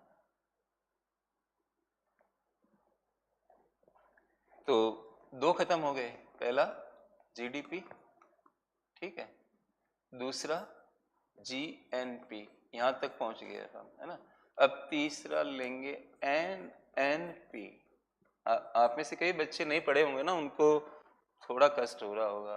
अब वो यात्रा ही क्या हुई जिसमें कष्ट ना हो, वो जीवन ही क्या हुआ, फिर मजा क्या चीज में आएगा आपको। थोड़ा चुनौती भी स्वीकार करो, ऐसे सीधा सीधा मुंह में चला जाए ऐसा भी नहीं होगा ना। फिर क्या क्वालिटी का बिल्कुल ही वो कर दें, नेट नेशनल प्रोडक्ट,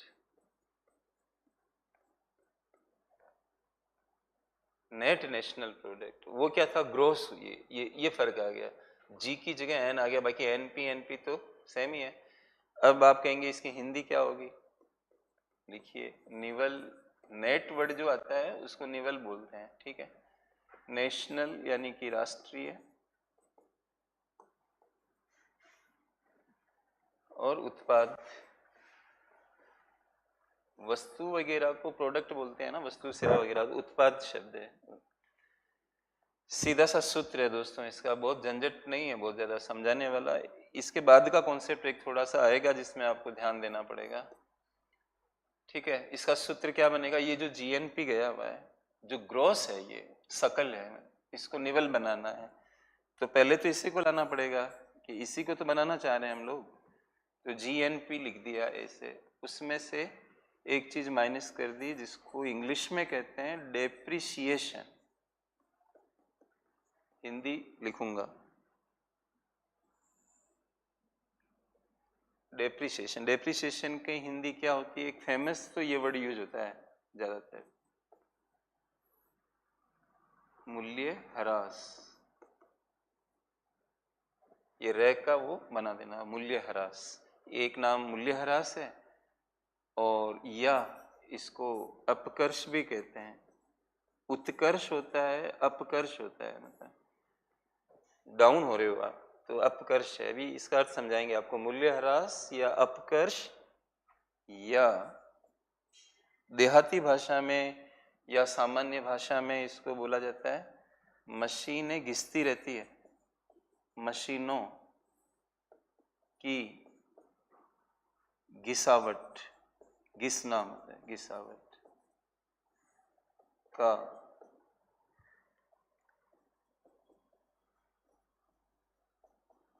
अनुमानित मूल्य।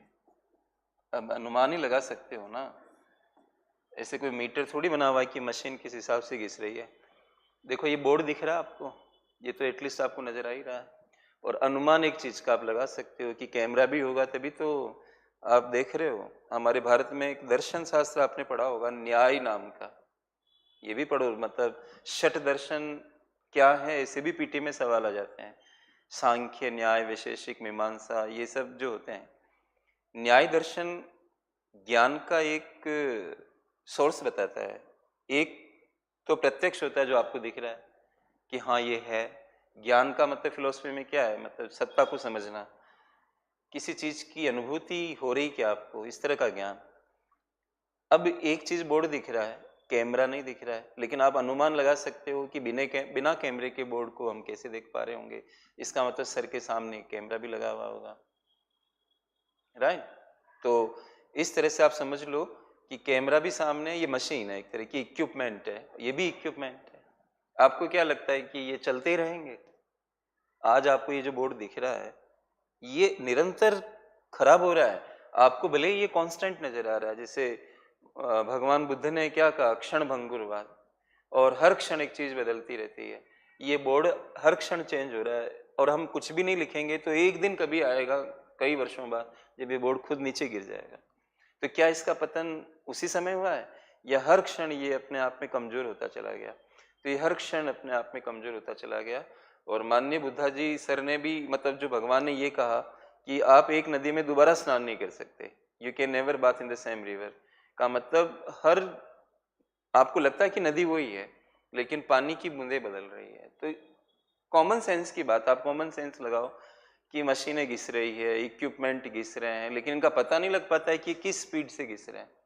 इसलिए हमें इनकी वैल्यू लेनी पड़ती है, एस्टिमेटेड वैल्यू लेनी पड़ती है। तो ये नेगेटिव प्रोडक्शन है।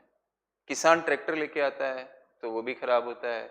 हर मशीन धीरे धीरे धीरे धीरे, अच्छा दिल्ली के अंदर क्या है, डीजल गाड़ियां जो होती है वो 10 साल तक ही चलती है, 10 साल के बाद वो, मतलब उसको आप नहीं चला सकते।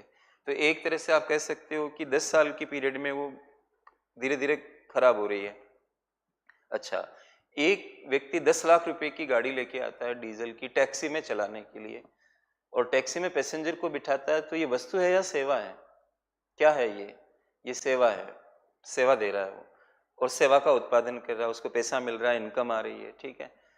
मान लीजिए साल में 10 लाख रुपए कमा लेता है और बाकी सब खर्चे हटा दो आप, साल के 10 लाख रुपए कमाता है, लेकिन अगर उसको देखा जाए तो उसकी गाड़ी 1 लाख रुपए के बराबर भी समाप्त हो रही है धीरे धीरे। तो उसको क्या करना चाहिए, नेट जो उसकी प्रोडक्शन है, नेट जो उसकी इनकम है, निकालने के लिए उसे 1 लाख रुपया माइनस करना चाहिए। 10 लाख रुपए जो उसने कमाए उसमें से 1 लाख माइनस करे, क्योंकि 1 लाख रुपए के बराबर उसकी गाड़ी घिस रही है, क्योंकि 10 लाख में ली और 10 साल ही चलेगी। तो आप मोटे रूप में क्या कह सकते हो कि, और कोई तरीका नहीं है दोस्तों, यही सब तरीके होते हैं, हर चीज का होता है। जैसे हमारे यहाँ पर कंप्यूटर लगे हुए हैं, ये सब ऑनलाइन क्लासेस वगैरह के लिए, तो जो एक सर हैं वो इस चीज को करते हैं, तो कई बार हैंग हो जाता है कंप्यूटर काम करता करता, फिर क्लास बीच में बेकार हो जाती है। तो वो कहते हैं कि सर एक कंप्यूटर को 3 साल चलाओ, 3 साल से ज़्यादा इनकी लाइफ नहीं होती, फिर ये बेकार होने लग जाते हैं। उनकी इस बात से आप क्या मतलब निकाल सकते हो? अगर आपने 1 लाख रुपए का या 1,50,000 रुपए का कंप्यूटर खरीदा है, क्योंकि इसमें हेवी वो लगते हैं चीज़ें, और 1.5 लाख रुपए का आपको पड़ा है, तो इसका मतलब 50-50 हजार रुपए के हिसाब से वो घिस रहा है, मतलब तो उसकी वैल्यू आप ले आओ, मतलब। और आपको पता होना चाहिए कि पूरे भारत में सारी कंपनियां जो होती है वो सब इनको तैयार करती है इसके बारे में, क्योंकि इनको वो खर्च में दिखा सकते हैं कि जैसे हमारा ये इनडायरेक्टली खर्च हो रहा है, और खर्च में दिखाएंगे तो उनकी इनकम कम दिखेगी इनकम टैक्स वालों को, क्योंकि जब जिस इनकम पे हम टैक्स देते हैं वो सारी इनकम पे नहीं देते हैं, खर्चे वगैरह माइनस किए जाते हैं। तो वो क्यों नहीं दिखाएगा, हम क्यों नहीं दिखाएंगे? ये बोर्ड वगैरह सारी चीज़ों पे अगर ये घिस रहे हैं तो इनकम टैक्स वाला भी मानेगा, तो हम माइनस करेंगे उस चीज़ को। तो पूरे भारत के डेटा आपको मिल जाएंगे और आपको एक एक जगह नहीं घूमना है। इनकम टैक्स वगैरह सबसे जानकारी लेके देश के जीएनपी में से इसकी वैल्यू क्या होगी माइनस कर दो, तो आपको क्या मिल जाएगा, एन बन जाएगा। यानी नेगेटिव प्रोडक्शन को आपने हटा दिया, मतलब एक तरह से ये किसी को नहीं मिलता, इससे किसी को कल्याण नहीं मिलता। अच्छा, जीडीपी वगैरह ग्रोस होते हैं, और हम ये सोचते हैं कि जितना ज़्यादा जीडीपी होगा उतना कल्याण होगा लोगों का, क्योंकि उनको उतनी इनकम मिल रही है, उनको उतनी वस्तुएं मिल रही है, जबकि हमें पता है कि मशीनें भी घिस रही है। तो अगर हमारा बोर्ड खराब हो जाता है तो हमें इससे कल्याण मिलता है। किसी की गाड़ी 10 साल बाद वो नहीं चला पाता है। कई लोग चोरी छिपे चलाते हैं। क्यों चलाते हैं? कानून से नहीं डरते हैं, पुलिस वाला चालान बना देगा। तो सवाल ये है कि हम नहीं चाहते हैं कि हमारी चीज़ें खराब हो, घिसे, और अगर वो घिसती है तो हमें तकलीफ होती है। तो वेलफेयर नहीं मिलता उससे, तो जिस चीज़ से नहीं मिलता उसको माइनस करो। तो इसलिए ये इसको डिडक्ट कर दिया जाता है जीएनपी में से, ये एनएनपी हो जाता है। अब अगला कॉन्सेप्ट थोड़ा ध्यान से पढ़ना होगा आपको, थोड़ा ध्यान रखोगे तो वो सही हो जाएगा आपका। चलिए, तो कितने हो चुके हैं मित्रों? 3 देख लेते हैं कितने, तीसरे पे थे हम लोग। अब आ जाओ चौथे नंबर पे। चौथे नंबर वाले को ऐसे बोलते हैं, पहले छोटा लिखो आप, ऐसे एनएनपी लिखो। हिंदी वाले भी लिखेंगे ऐसे, हिंदी का वेट नहीं करेंगे, ये नोट, ये चीजें उनके पास भी होनी चाहिए। एनएनपी और नीचे एफसी लिखो आप ऐसे, और फुल फॉर्म करो इसका। हिंदी वाले भी साथ में चलेंगे, उनको इंग्लिश से अगर परहेज किया तो भारी नुकसान का सामना करना होगा। Net national product 8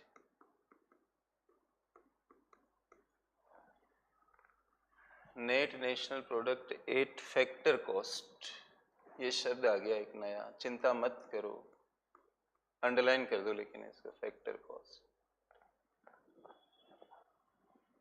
net national product 8 factor cost, ये नई चीज आ गई। अब हिंदी कर लो इसकी आप, साधन लागत।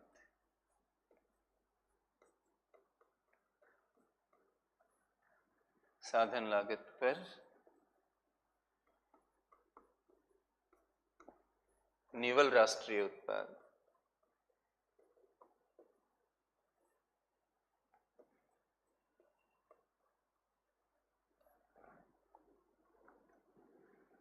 ये कॉन्सेप्ट है, साधन लागत पर निवल राष्ट्रीय उत्पाद, और इस वर्ड को अंडरलाइन कर लो आप, साधन लागत। ठीक है, सूत्र लिख देता हूं, फिर आपको एक्सप्लेन करूंगा मैं। इसके एक दो नाम और हैं, तो वो भी लिख लो चाहे, तो यहाँ और लगा दो बीच में, ठीक है। और इसी का एक नाम है NNI, ठीक है, नेट नेशनल इनकम। अभी नेशनल इनकम, अब तक तो हम प्रोडक्ट बोल रहे थे, अब ये वर्ड आ गया, नेट नेशनल इनकम वर्ड आ गया। नेट नेशनल इनकम हिंदी होगी निवल राष्ट्रीय उत्पाद, निवल राष्ट्रीय आय।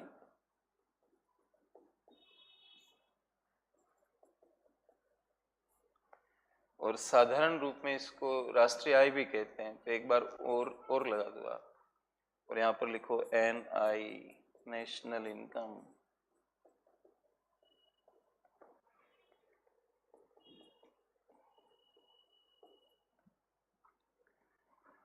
और हिंदी में इसका मतलब होगा राष्ट्रीय आय।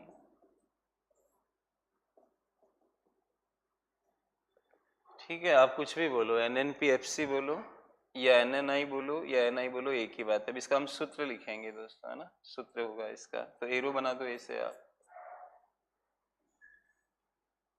अभी आपके पास जो तीसरे नंबर पे कॉन्सेप्ट आया हुआ था वो क्या था? NNP था,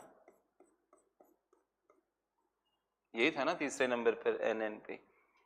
अच्छा, NNP में GNP गया हुआ है, केवल मशीन की घिसावट निकली हुई है। GNP में GDP गया हुआ है, तो GDP की सत्ता इसमें भी आ रही है ना।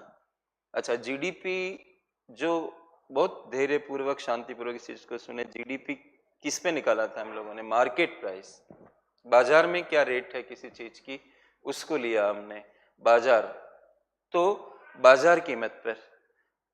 अच्छा, तो GDP बाजार कीमत पे था, फिर हम GNP पे गए तो वो बाहर की इनकम को एडजस्ट किया, तो GNP भी बाजार कीमत पे ही माना जाएगा। फिर हमने मशीन की गिसावट निकली, जो बचा वो भी बाजार कीमत ही हुआ। तो ये एनएनपी है ना, तो ये बाजार कीमत पर आधारित है। तो यहाँ पर आप चाहो तो एमपी लिख सकते हो, मतलब नहीं भी लिखते हो अगर इसको, जैसे मान लीजिए हम नहीं लिखते हैं, काटना मत प्लीज। मैं अपने बोर्ड पे कर रहा हूँ, पता लगा आपने एमपी लिखा फिर काट दिया, तो ऐसे नोट्स खराब हो जाएंगे। उसको वैसे रहने दो, मैं यहाँ पे कर रहा हूँ, ये हटाया। किसी भी कॉन्सेप्ट में कुछ नहीं लिखा हुआ हो, जैसे कि सॉरी जीडीपी लिखा हुआ है, जीएनपी लिखा हुआ है, एनएनपी लिखा हुआ है, अगर यहाँ पे कुछ नहीं लिखा हुआ है तो आपको इसको मार्केट प्राइस वाला समझना चाहिए। कहने का मतलब मैं चाहूँ तो जीडीपी को जीडीपी एमपी भी लिख सकता हूँ, ये छिपा हुआ रहता है, इसमें छिपा हुआ मान लिया जाता है। जीएनपी है, हम चाहें तो इसको जीएनपी एमपी लिख सकते हैं, और ये नहीं चाह रहे हैं, ये चाह रहे हैं तो भी चलेगा। और एनएनपी को एनएनपी एमपी लिख सकते हैं। तो यहाँ पे मैंने क्या लिखा, एनएनपी, तो हम यहाँ पर एमपी लिख सकते हैं, तो लिख दिया मैंने। ये मैं करना चाह रहा हूँ, इसलिए आपको कहा कि इसको मिटाना मत।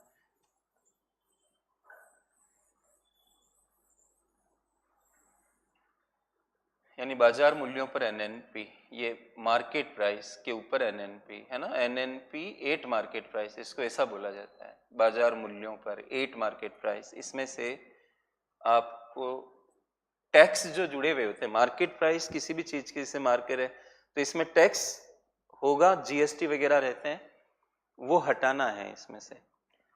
और जो जीएसटी वगैरह टैक्स होते हैं उनको इनडायरेक्ट टैक्स कहते हैं। मैं पब्लिक फाइनेंस का चैप्टर लूंगा, आप चिंता मत करो, बस मैं बार बार यही कहता हूँ, आप लास्ट क्लास का वेट करो बस। जब आपकी इकोनॉमिक्स में बोल के जाऊंगा कि ये खत्म हो चुकी है, उस दिन मूल्यांकन करना आप अपना मेरा सबका, क्योंकि वो पूरी समग्रता आपको तभी आएगी ना। जैसे आर्टिकल 53 क्या कहता है, मैं तो पॉलिटी नहीं जानता उतनी, लेकिन मैंने यूपीएससी दिया हुआ है, कुछ चीजें पता है मुझे। आर्टिकल 53 क्या कहता है कि संघ की कार्यपालिका शक्ति राष्ट्रपति के हाथों में निहित होगी। अब आप पहले आर्टिकल से चल रहे हो, पहला पढ़ा, दूसरा पढ़ा, तीसरा पढ़ा, ऐसे करते करते आप 53 में चले गए, तो आपको क्या लगेगा कि अच्छा राष्ट्रपति के पास सारी कार्यपालिका शक्ति है, मतलब कानून को लागू करने की इस तरह की शक्ति राष्ट्रपति के पास है, तो निरंकुश हो जाएगा। अब एक टीचर क्लास में पढ़ा रहा है, आपने जैसे ऑफलाइन क्लास है या फिर ऑनलाइन जैसा भी है, उसमें आपने लिख के भेज दिया कि सर मुझे तो ऐसा लग रहा है कि राष्ट्रपति निरंकुश हो जाएगा, जबकि हमारे देश में तो ऐसा नहीं वैसा नहीं। वो टीचर क्या कहेगा, वो कहेगा आप वेट करो, आपको नहीं पता है कि आगे 74 भी आएगा। तो हम 74 जब आएगा तभी आएगा ना।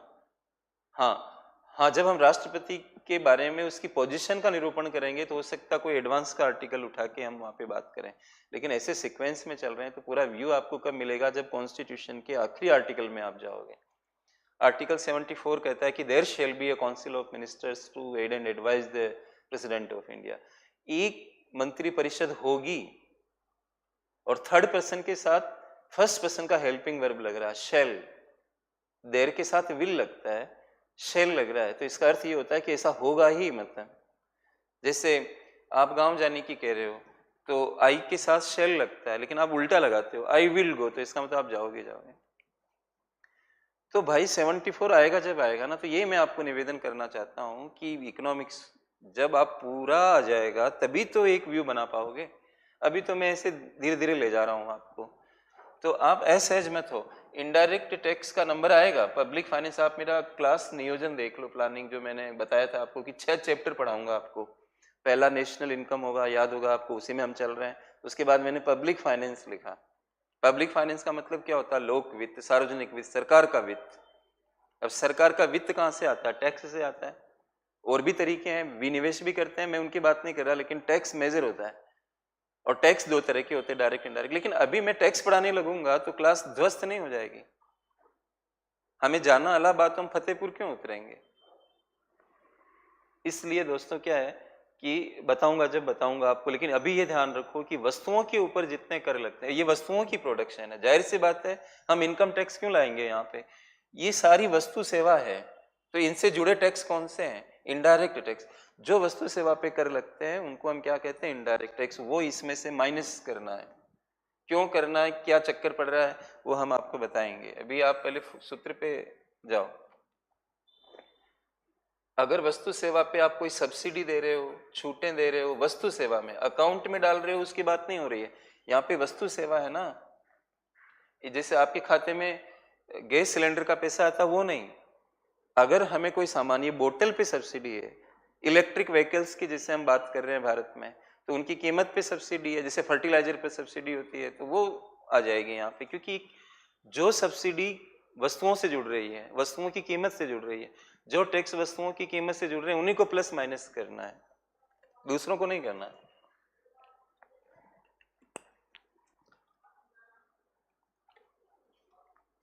तो ये सूत्र बन गया इसका, और इससे हमें क्या मिल जाता है, ये मिल जाता है फैक्टर कॉस्ट। समझे आप? साधन लागत पर निवल राष्ट्रीय उत्पाद, यानी जो भी मार्केट प्राइस है उसमें से टैक्स निकाल देते हो, और सब्सिडी हो तो जोड़ देते हो, तो आपको साधन लागत मिल जाती है। अब आपको ये समझना है कि ये हम क्यों कर रहे हैं, और साधन लागत के ऊपर जब आप उत्पादन निकाल लेते हो, आपको पता लग जाता है कि ये साधन लागत है, तो वही देश की आय होती है। साधन लागत ही इनकम होती है। तो अब ये मैं थोड़ा आपको समझाऊंगा कि हम साधन लागत को इनकम क्यों कहेंगे।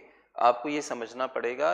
अगर आप ये समझ जाओगे कि साधनों की लागत ही साधनों की इनकम है, तो बात ही खत्म हो जाएगी कि अगर हम किसी केस में साधन लागत जान लें तो हमें साधनों की इनकम पता लग जाएगी। अब मैं समझाऊंगा आपको। ये तो सूत्र अपनी जगह है, फिर लगेगा तो मैं एक न्यूमेरिकल एग्जाम्पल भी दे दूंगा आपको। बस आपसे एक ही निवेदन मेरा निरंतर है, क्लास में रहो, क्लास में रहो, क्लास में रहो।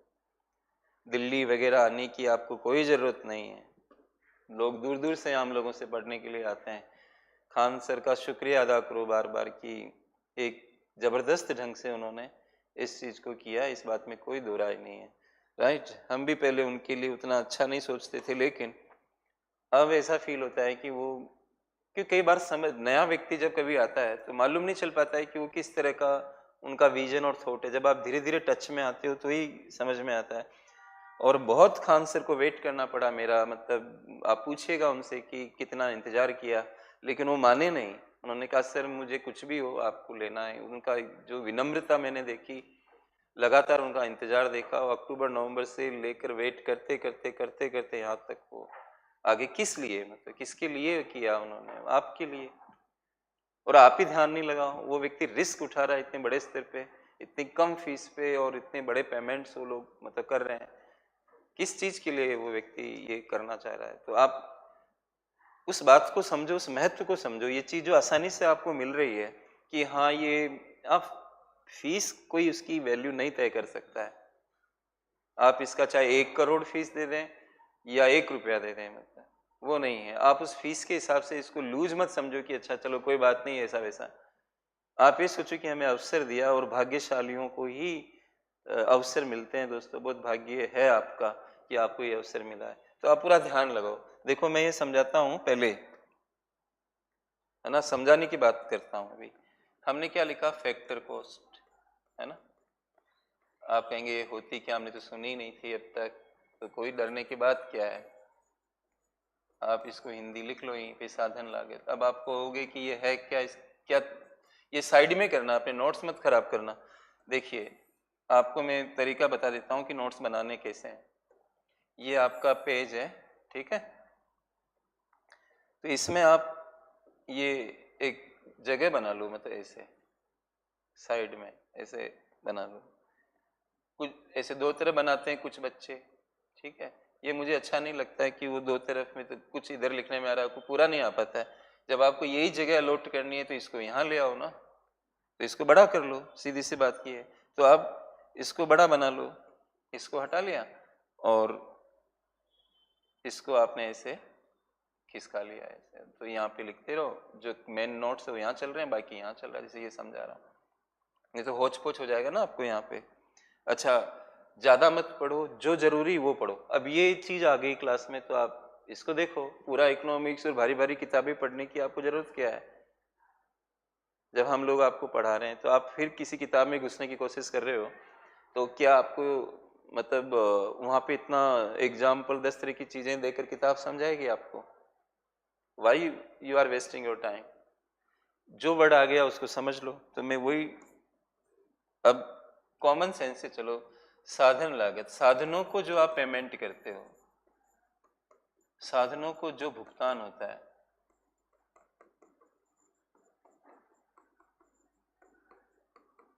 भाई प्रोडक्शन करोगे तो भुगतान तो करोगे ना, यानी payment to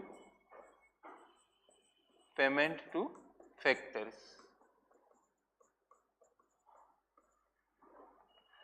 payment two factors, ये हो गया साधन लागत। ठीक है, अब आप ये समझो कि एक सिक्के के दो पहलू होते हैं।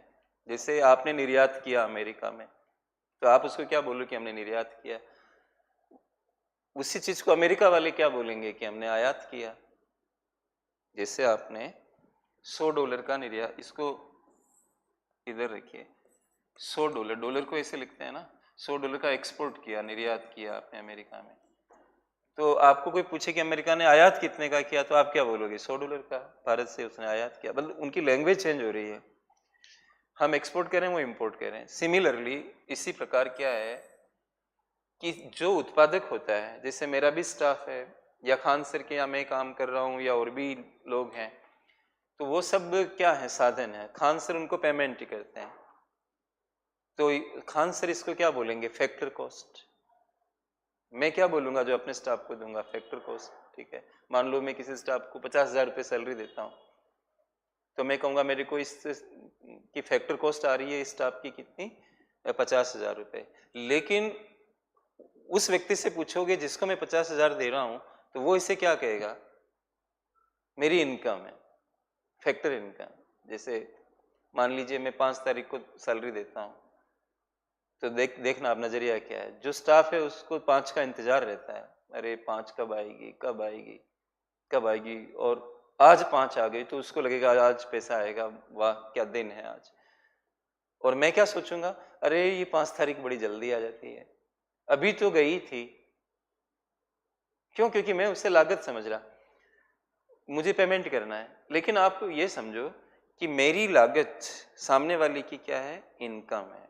हमारा निर्यात सामने वाले का क्या है, आयात है। या तो आप उनसे पूछ लो आपने आयात कितना किया, तो निर्यात का पता लगाने की आवश्यकता नहीं, या निर्यात वाले से पूछ लो भाई तुमने कितने का किया। जैसे आप मेरे को कहो कि सर आपकी इनकम क्या होगी, खान सर आपको क्या पे करते होंगे। वैसे तो हमारे समाज का ये नियम है कि भाई किसी से ये नहीं पूछा जाता है कि आपकी इनकम क्या है। मान लो फिर भी आपके मन में आया कि मैं सर से पूछ लेता हूँ या पूछ लेती हूँ, तो मैं बताऊंगा नहीं, ये आपको बता दूं कि मैं बताऊंगा नहीं, है ना। तो लेकिन आप एक दिमाग लगा सकते हो कि खान सर से पूछते हैं कि रामेश्वर सर को क्या कॉस्ट आती है, मतलब उनको हायर कैसे करते हैं।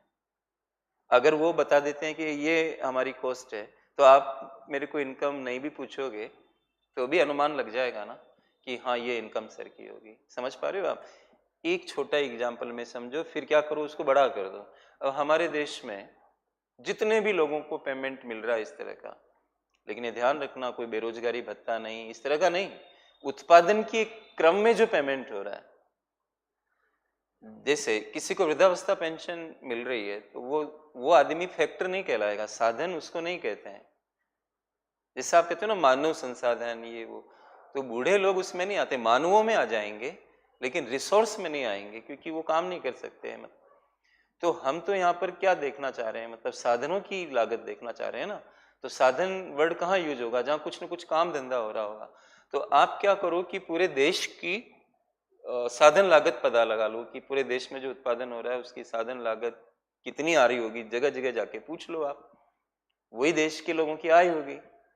इसलिए अगर आप साधन लागत जान जाते हो तो राष्ट्रीय आय उससे मिल जाएगी। इसलिए मैंने यहाँ पे लिखा एनएनपीएफसी को राष्ट्रीय आय भी कहते हैं। क्यों लिखा, इसलिए लिखा साधन लागत ही आय होती है दोस्तों। लेकिन चक्कर क्या पड़ रहा है कि हम कैसे पता लगाएं साधन लागत, तो लोग बताएंगे नहीं, कि कोई बताएगा कोई नहीं बताएगा। लेकिन कीमत तो सब लोग बताते हैं ना, ये मार्कर की कीमत क्या है तो इस पे लिखी हुई रहती है, इसके ऊपर काम करना है। तो इस पर काम करने के लिए इसमें जो टैक्स होता है वो माइनस कर दो, सब्सिडी होता है तो वो जोड़ दो, उससे आपको साधन लागत का अनुमान मिल जाएगा। इसके लिए मैं एक एग्जाम्पल ले लेता हूँ जिसमें ये और क्लियर हो जाएगा और माइनस प्लस भी क्लियर हो जाएंगे आपके। हम एक मार्कर का एग्जाम्पल लेते हैं, यही जो मार्कर है इसका एग्जाम्पल लेते हैं, इसमें साधनों का भी आइडिया आपको लग जाएगा। जैसे ये जो मार्कर बना रहे हैं हम लोग मान लीजिए इसमें एक साधन जो यूज होता है वो लेबर है, आप नोट्स में लिखते रहें, लेबर को हिंदी में श्रम कह रहे हैं, ठीक है, और श्रम को हम क्या पेमेंट करते हैं, पेमेंट में यहाँ लिख रहा हूँ मजदूरी करते हैं, उसको वेजेस कहते हैं, तो पता होगा आपको, वेजेस यानी कि मजदूरी। यहाँ लिखूं, यहाँ लिख देता हूँ। एक मार्कर के बारे में, इनकी वैल्यू लिखेंगे अभी, मजदूरी मिलती है ना। दूसरा है कैपिटल, इसको हम कहते हैं पूंजी, ठीक है, पूंजी के लिए हम ब्याज लिख देते हैं, इंटरेस्ट, उसको हम ब्याज दे रहे हैं, पूंजी भी एक साधन है, ब्याज, ठीक है। तीसरा बिल्डिंग, भवन भी चाहिए हमें, है ना, तो यहाँ पे लिख दिया भवन। भवन के लिए रेंट होता है, जैसे कि रेंट का भाड़ा होता है, किराया होता है, तो ये लिख दिया हिंदी में। चौथा हम कच्चा माल भी यूज करते हैं, तो रॉ मटेरियल, कच्चा माल यहाँ लिख दिया। कच्चा माल की लागत का कोई नाम नहीं होता है, तो कोई भी कॉस्ट है इसकी, तो मैं कॉस्ट लिख देता हूँ, कोई भी लागत है इसकी, कच्चे माल की अलग कोई लागत है। और पांचवा आप लिखिए रिस्क, जोखिम उठाता है ना साहसी, वो होना चाहिए, वो नहीं है तो एक लोग नहीं इकट्ठा हो पाएंगे, तो रिस्क में आपने लिख दिया जोखिम, और जोखिम के बदले में क्या चाहिए, प्रॉफिट। अब इंटरेस्टिंग चीज क्या है कि प्रॉफिट भी एक प्रकार की लागत बन रहा है, जो साहसी अपने आप को देता है, उसको प्रॉफिट नहीं मिलेगा तो क्यों काम करेगा, तो खुद को पेमेंट कर रहा है एक तरह से। अब मैं इसकी वैल्यू लिख देता हूँ इन सब की, जैसे मजदूरी है, मान लीजिए 2 रुपए दे रहे हो एक मार्कर पे, ब्याज 1 रुपये लगा रहे हो, और रेंट मकान का 1 रुपया लगा रहे हो, रॉ मटेरियल 3 रुपए का है, और ये 3 रुपए का मान लेते हैं प्रॉफिट, ताकि गणित आसान रहे। आपको जो मानना वो लिख सकते हो, इससे कोई फर्क नहीं पड़ता। आप ये ना कहें कि सर अपने हिसाब से कैसे लिख रहे हैं, कुछ मान के तो समझा पाऊंगा आपको। तो इसकी जोड़ क्या आएगी, 10 रुपये। इसको और मैं एक्सटेंड कर देता हूँ यहाँ ऐसे। अब मैं यहाँ पे लिखूं कि टोटल फैक्टर कॉस्ट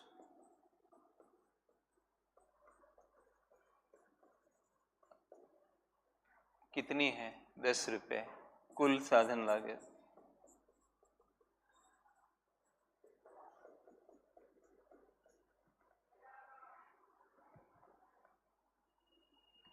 कुल साधन लागत 10 रुपये। अब आप देख लो खुद अच्छे तरह से लिख लो पहले, मैं फिर इसको नीचे उतारूंगा वापस।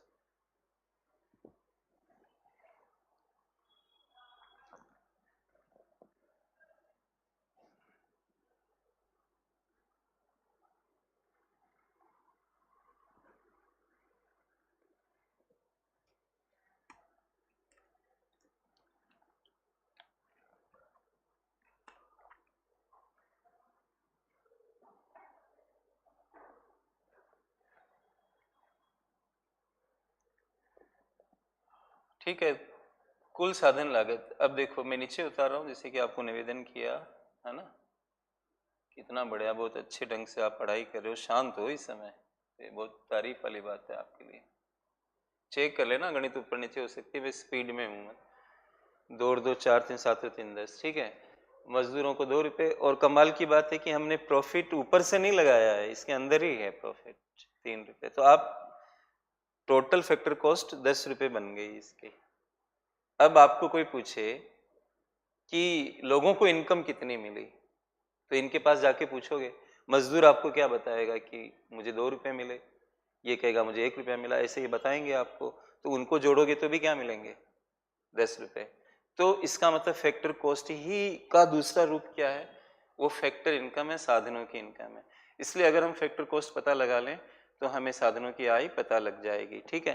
और दूसरी बात और सुने आप, अब इसकी जो मार्केट रेट होगी ये 10 रुपये ही होगी, जितनी फैक्टर कॉस्ट है उतनी मार्केट रेट है, प्रॉफिट ऊपर से नहीं लगाना, अंदर गया हुआ है पहले से ही, ठीक है। अभी क्या होता है दोस्तों, सरकार इस पे टैक्स लगा देती है, जीएसटी लगा देती है। सपोज जब आप इसको बेचोगे जीएसटी एट द रेट 10% लगा देती है, तो इसकी मार्केट रेट क्या हो जाएगी 11, मतलब टैक्स जेब से थोड़ी देगा, तो 11 रुपये हो गई। और अब फर्क आ गया, हमारा जीडीपी जीएसटी को शामिल करके बनता है, मतलब मार्केट प्राइस है ना, मैंने परिभाषा में लिखा है एक देश की घरेलू सीमा के भीतर एक वर्ष में उत्पादित सभी अंतिम वस्तुओं सेवाओं के बाजार मूल्यों, ये बाजार मूल्य बना है। अब ये क्या बन गया, मार्केट प्राइस बन गया। ठीक है, ये क्या चीज बना, मार्केट प्राइस। मैं लिख देता हूँ अभी यहाँ, ये मार्केट प्राइस। अब मार्केट प्राइस से आपको लोगों की इनकम पता नहीं लगेगी, क्योंकि मार्केट प्राइस ये है 11। क्या लोगों को 11 रुपए मिला है? लोगों को तो 10 ही मिला है। इसलिए मार्केट प्राइस में से टैक्स को माइनस कर दो, वस्तु सेवा पर जो टैक्स लगते हैं वो माइनस कर दो। अगर 1 रुपया माइनस कर दोगे इसमें से, तो आपको क्या मिल जाएगा, 10 रुपये। इसलिए वो सूत्र हमारा ऐसा था, एनएनपी एमपी मार्केट प्राइस में से क्या माइनस कर रहे थे हम, इनडायरेक्ट टैक्स माइनस कर रहे थे। समझ गए आप क्यों माइनस करना पड़ता है? अच्छा, आपको कहीं भटकने की आवश्यकता नहीं है कि एक एक वस्तु से क्या मतलब, माइक्रो थोड़ी पढ़ रहे हो। पूरे देश की जीडीपी पहले मार्केट प्राइस वाली पता लगा लो, उसके बाद माननीय वित्त मंत्री जी से पूछ लो कि आपके टैक्स कितने हैं जीएसटी, और राज्य भी टैक्स लगाते हैं उनसे भी पूछ लो, सारे को करके माइनस कर दो। कहीं जाना थोड़ी है। आपने देखा ना, हर 3-3 महीने पे आए दिन हमारे जीडीपी के अनुमान आते रहते हैं। तो जनसंख्या तो हम 10 साल में पता लगाते हैं, जिसमें होता कुछ नहीं, बच्चे गिनने होते हैं। और इनकम तो लोग हिसाब भी नहीं रखते उतना, तो कैसे फटाफट हम पता लगा लेते हैं। यही सारे ट्रिक्स होते हैं ना। अच्छा, दूसरा ये मार्केट प्राइस बनी। अब मैं यहाँ पे जीएसटी नहीं देकर सब्सिडी कर देता हूँ, सपोज थोड़ी देर के लिए ये जीएसटी हटा दिया मैंने, और कीमत पे छूट दे रही है सरकार। तो 10 रुपये में से जो भी उत्पादक इसको बना रहे हैं, गवर्नमेंट कह रही है कि हम 1 रुपया आपको दे देंगे, आप कीमत को कम कर दो। तो इसमें से 1 रुपया माइनस होगा, तो ये 9 रुपये रह जाएगा। सब्सिडी क्या करती है, मार्केट प्राइस को डाउन कर देती है। साधनों को जबकि ज्यादा मिला हुआ होता है, साधनों को तो 10 ही मिला हुआ है। तो 10 पे जाने के लिए हमें क्या करना पड़ेगा, ये सब्सिडी को ऐड करना पड़ेगा इसमें। इसलिए सब्सिडी प्लस होती है और टैक्स माइनस होते हैं। इस तरह से क्या है कि ये राष्ट्रीय आय पता लग जाती है। आप इसको और पढ़ लेना, है ना। हमारा जो ये कॉन्सेप्ट है ये पूरा हुआ। ये चौथे नंबर का था संभवतया। ठीक है, देख लेते हैं और इसको।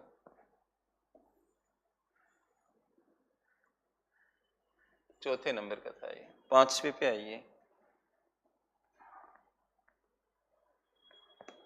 और 5वें को बोलते हैं पीसीआई। फुल फॉर्म करिए।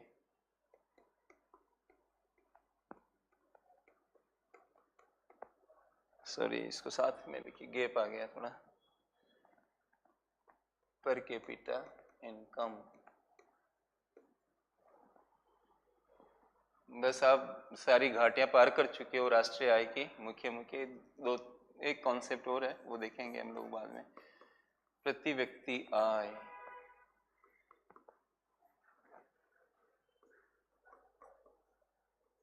यहाँ कैपिटल मत लिखना, ना कैपिटा बढ़ाता है, पर कैपिटा इनकम हिंदी वाले भी लिखेंगे प्रति व्यक्ति आय। अब इसका सूत्र बहुत आसान है। नेशनल इनकम जो निकली थी अभी, उस एनआई, एनएनपीएफसी भी कह सकते हो, एनआई भी कह सकते हो, एनएनआई भी कह सकते हो। एनआई में आपको भाग लगाना है पॉपुलेशन का, जनसंख्या का भाग लगाना, तो आपको प्रति व्यक्ति आय मिल जाएगी। तो ये एक सीरीज में हो गए ना आपके concept, GDP, GNP, NNP, NNP, FC, right, और ये पीसीआई, प्रति व्यक्ति आय। इस तरह से ये कॉन्सेप्ट बन गए। ये जितने भी कॉन्सेप्ट है दोस्तों, उसमें इसको सबसे बेस्ट माना जाता है। बेस्ट इसलिए माना जाता है कि एक देश की राष्ट्रीय आय ज्यादा हो, मान लो ये, लेकिन पॉपुलेशन भी ज्यादा हो, तो फिर क्या फायदा निकला। मतलब टोटल जो होता है उसकी तुलना में पर कैपिटा ज्यादा इंपॉर्टेंट होता है। जैसे कि आपने खाना बनाया अपने गांव में, आप आईएएस बन गए और आपने एक भोज का आयोजन किया, खूब खाना बनाया, तो आपको लगा कि ये सही है, लेकिन लोग ज़्यादा आ गए उसके अंदर, आपके अनुमान से भी ज़्यादा आ गए, तो कमी पड़ जाती है। प्रति व्यक्ति जो खाना बनना चाहिए, वो कम पड़ गया, तो ज़्यादा होते हुए भी असंतोष प्राप्त हुआ। इसलिए टोटल जो जीडीपी हो चाहे जीएनपी हो, कोई किसी को भी प्रति व्यक्ति निकाल सकते हो। वैसे तो हमने एनआई को पॉपुलेशन से डिवाइड करके प्रति व्यक्ति आय निकाला, हम चाहें तो प्रति व्यक्ति जीडीपी भी निकाल सकते हैं। जैसे आप क्या कर सकते हो, साइड में करना इस चीज को, प्रति व्यक्ति जीडीपी निकालोगे तो जीडीपी में किसका भाग लगा दोगे, पॉपुलेशन का।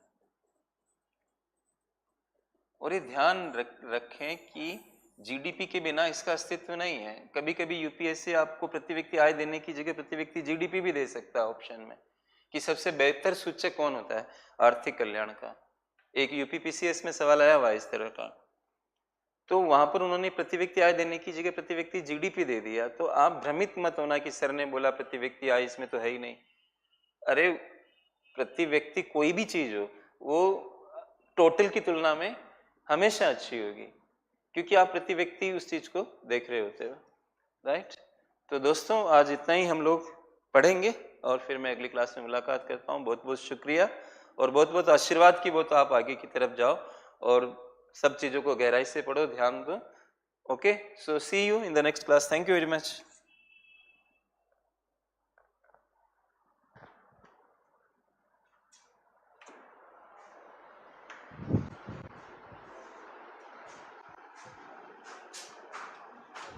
केस नंबर 4 से हम लोग स्टार्ट करें। बैठ जाइए।